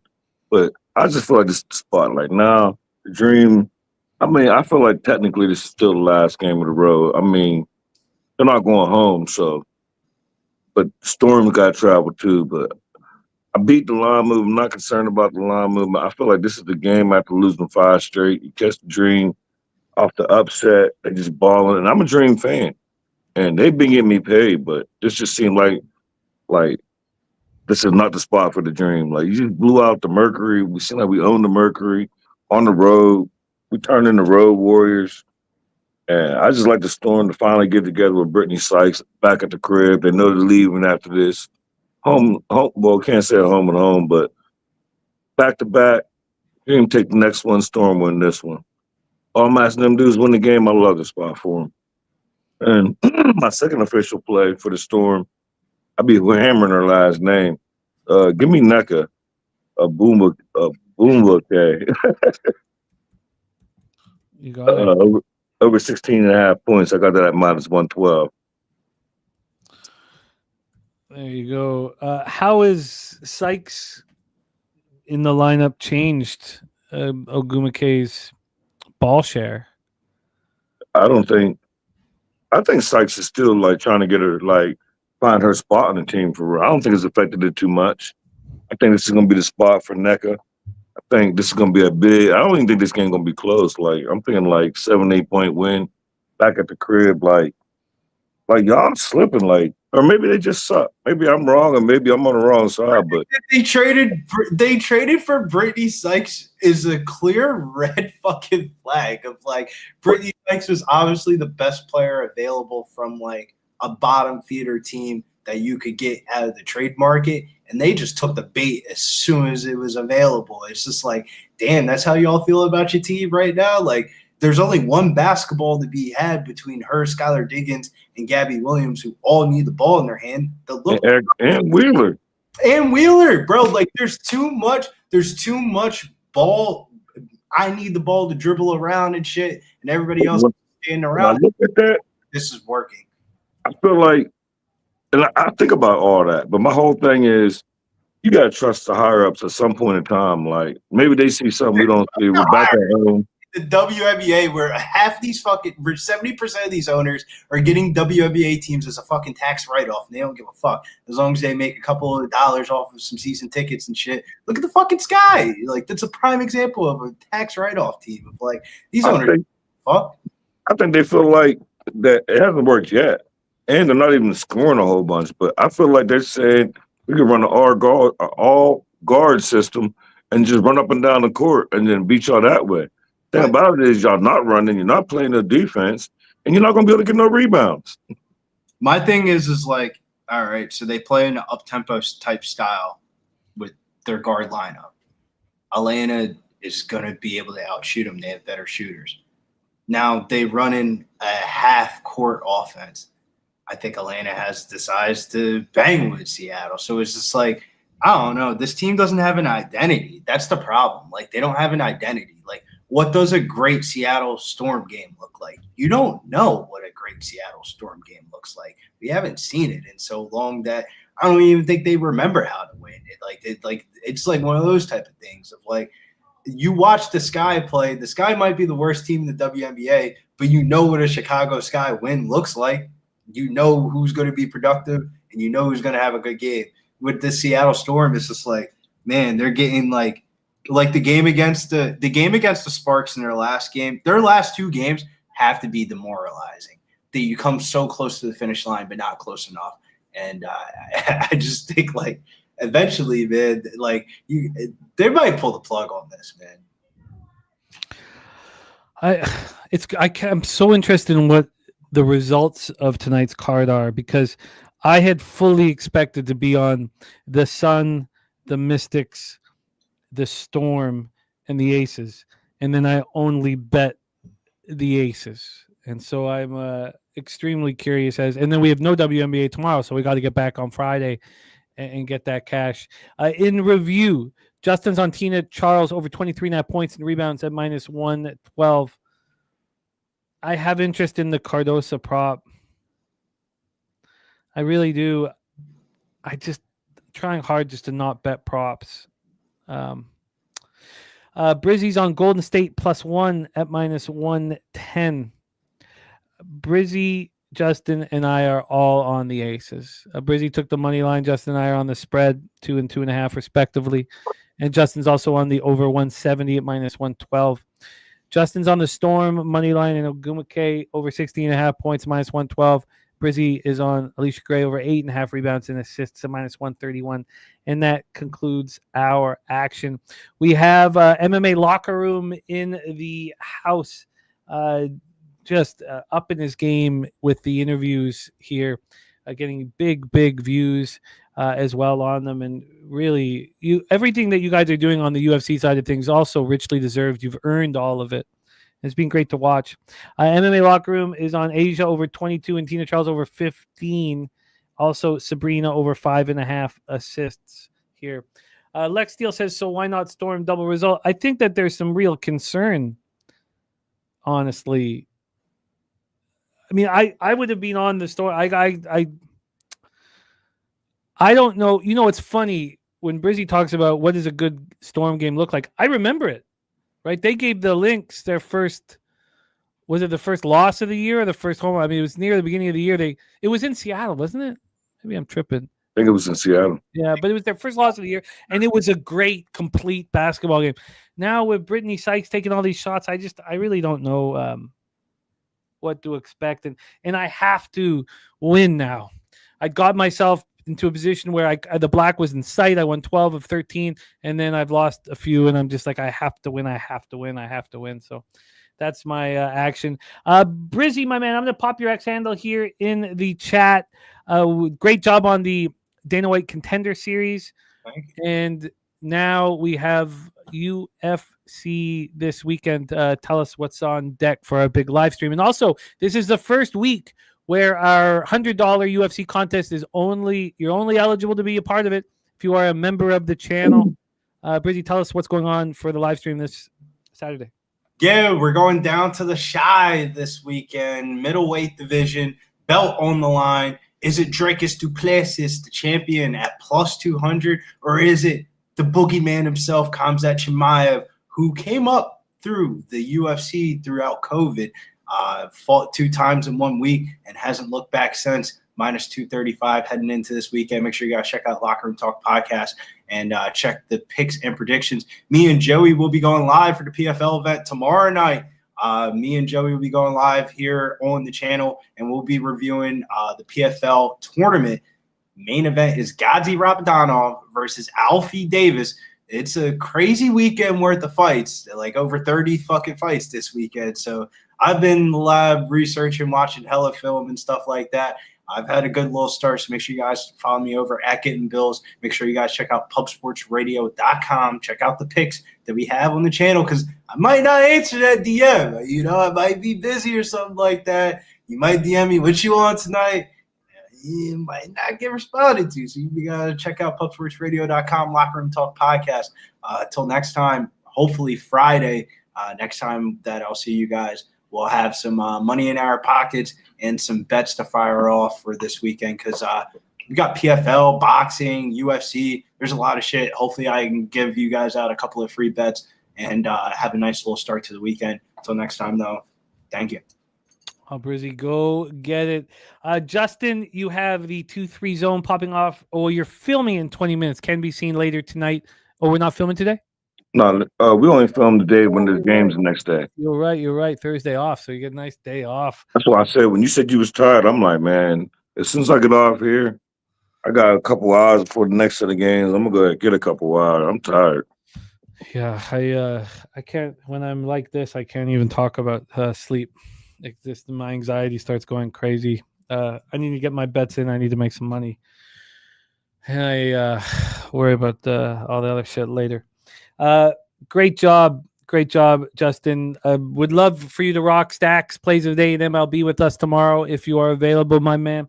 I popped Justin's X handle in the chat. Please support our guy here, Justin Mcelvy, absolutely selfless capper here. Go get that cash, my man. Good luck tonight. I'll be watching that. I'm gonna hope that you get that Storm cash, because I was I need that. Really expecting to be with Beyond with you. That's the one. That and Tina Charles, like those are even though the Stacks, the Aces, the other one, but Charles and the Storm, I need those two to go through. Well, Need that. let's get it, my man. Any last words for the Capper Sporting Show? Thanks for having me. Let's have a day, and I'll see y'all tomorrow. There he is, our guy, Justin Mcelvy. That is our show for today. My apologies on not bringing Peter as soon as we saw him disheveled in the studio. I should have brought him on right away. I did not. We had a fixed amount of time with our guy Spooner, and I should have brought him on immediately. I didn't realize that he had the speed dating to get to. Busy man. It is. We'll hear all about it, though, tomorrow. I promise. I can't wait. I promise you that. Swizz cashing that first 302.5 in Texas, Arizona. Great job. Great job. Now, oh, God, he's going for 2, and he's going to get there. How do you let them? It's just laziness in the outfield. Everybody's trying to stretch those into 2. I mean, that's just fucking laziness, man. Oh, God. And you could tell Gallen's pissed off here. That should have been a much closer play if. When that's a single back in the day. Today, that's a double.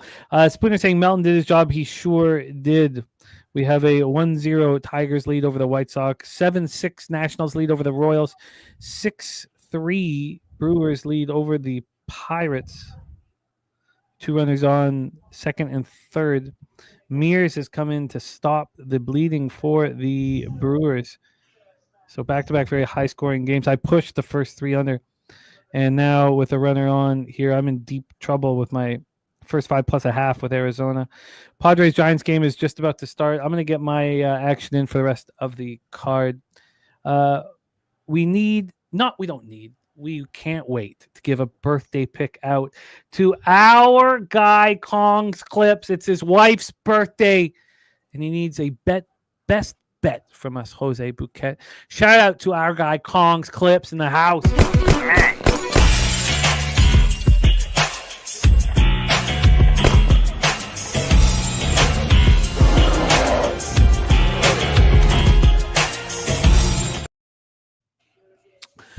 Jose, my man, best bet time for Kong's Clips. I think I know for me what that bet. No, go ahead. That bet for me, let me just give me a few more seconds here. I think I know what that bet is. That bet is the Las Vegas Aces. I think the Liberty are tired. I think they're tired. And I think that the Aces are going to just take care of business pretty comfortably. I wouldn't necessarily dislike Aces money line, Astros first 5 money line. That could fit in there, but I think the Aces is the best bet on the board. Love to hear it. Big Zoe heating up. Let's hear. Okay, good. Let's hear from Jose Bouquet. What is your best bet for our guy Kong? Cincinnati Reds full game money line. So I just bet the Aces. So I'm on both of them now. I'm a pussy, so I took -155 money line because I am a pussy. But I will give you that Cincinnati Reds full game money line. Kongs, happy birthday to your wife, I guess. Yes, to the wife. Great job. Thank you guys all for the support. Irish King, Justine, Boulder Cone, Big Zoe, Kelly McInnes, AM, Coin, Jermaine, Creekman in the house. Love it, Creekman. Spooner, thank you for joining us. And that's that. 2-run home run. God damn it, Zach. Of course, it's Rockin' Rowdy Tellez. Jake Berger. Oh, I thought it was Rockin' Rowdy. Basically the same guy nowadays. Yeah, 434 feet, 111 off the bat. Ugh. Redbeard, thank you. Jason Meyer, the Eldorado Custodian, Swizz, Lucky Power, Occupancy, Kong Clips. Hope you have a great birthday with your wife. MMA Locker Room, thank you guys very, very much. Lex Steele, thank you. Mark A, thank you. Kelly McInnes, thank you all. Fernando Mendoza, Steve Fehrenbach, Thank you guys so much. All of you. Thank you guys for your support. Go out there and get that cash. Talk sports with JT. All you guys. Ronnie Lofton. Thank you guys. Jose, could you please bless our action and lead us into the future? Yeah, of course. It's going to be a good day, guys. We're stacking winning days together is the most important thing to do. Should be fun. By the way, shout out to G, who's picking up Eli tomorrow. Big day for the Zertucci family. So that'll be a lot of fun. G, hope that goes well. Can't wait to hear about it as well. Can't wait to hear about Pete's adventures. I don't know who's fucking more, guys. Peter Loshak tonight or us when we dominate the bookies here today. So let's go out there and let's leche de los bookmakers.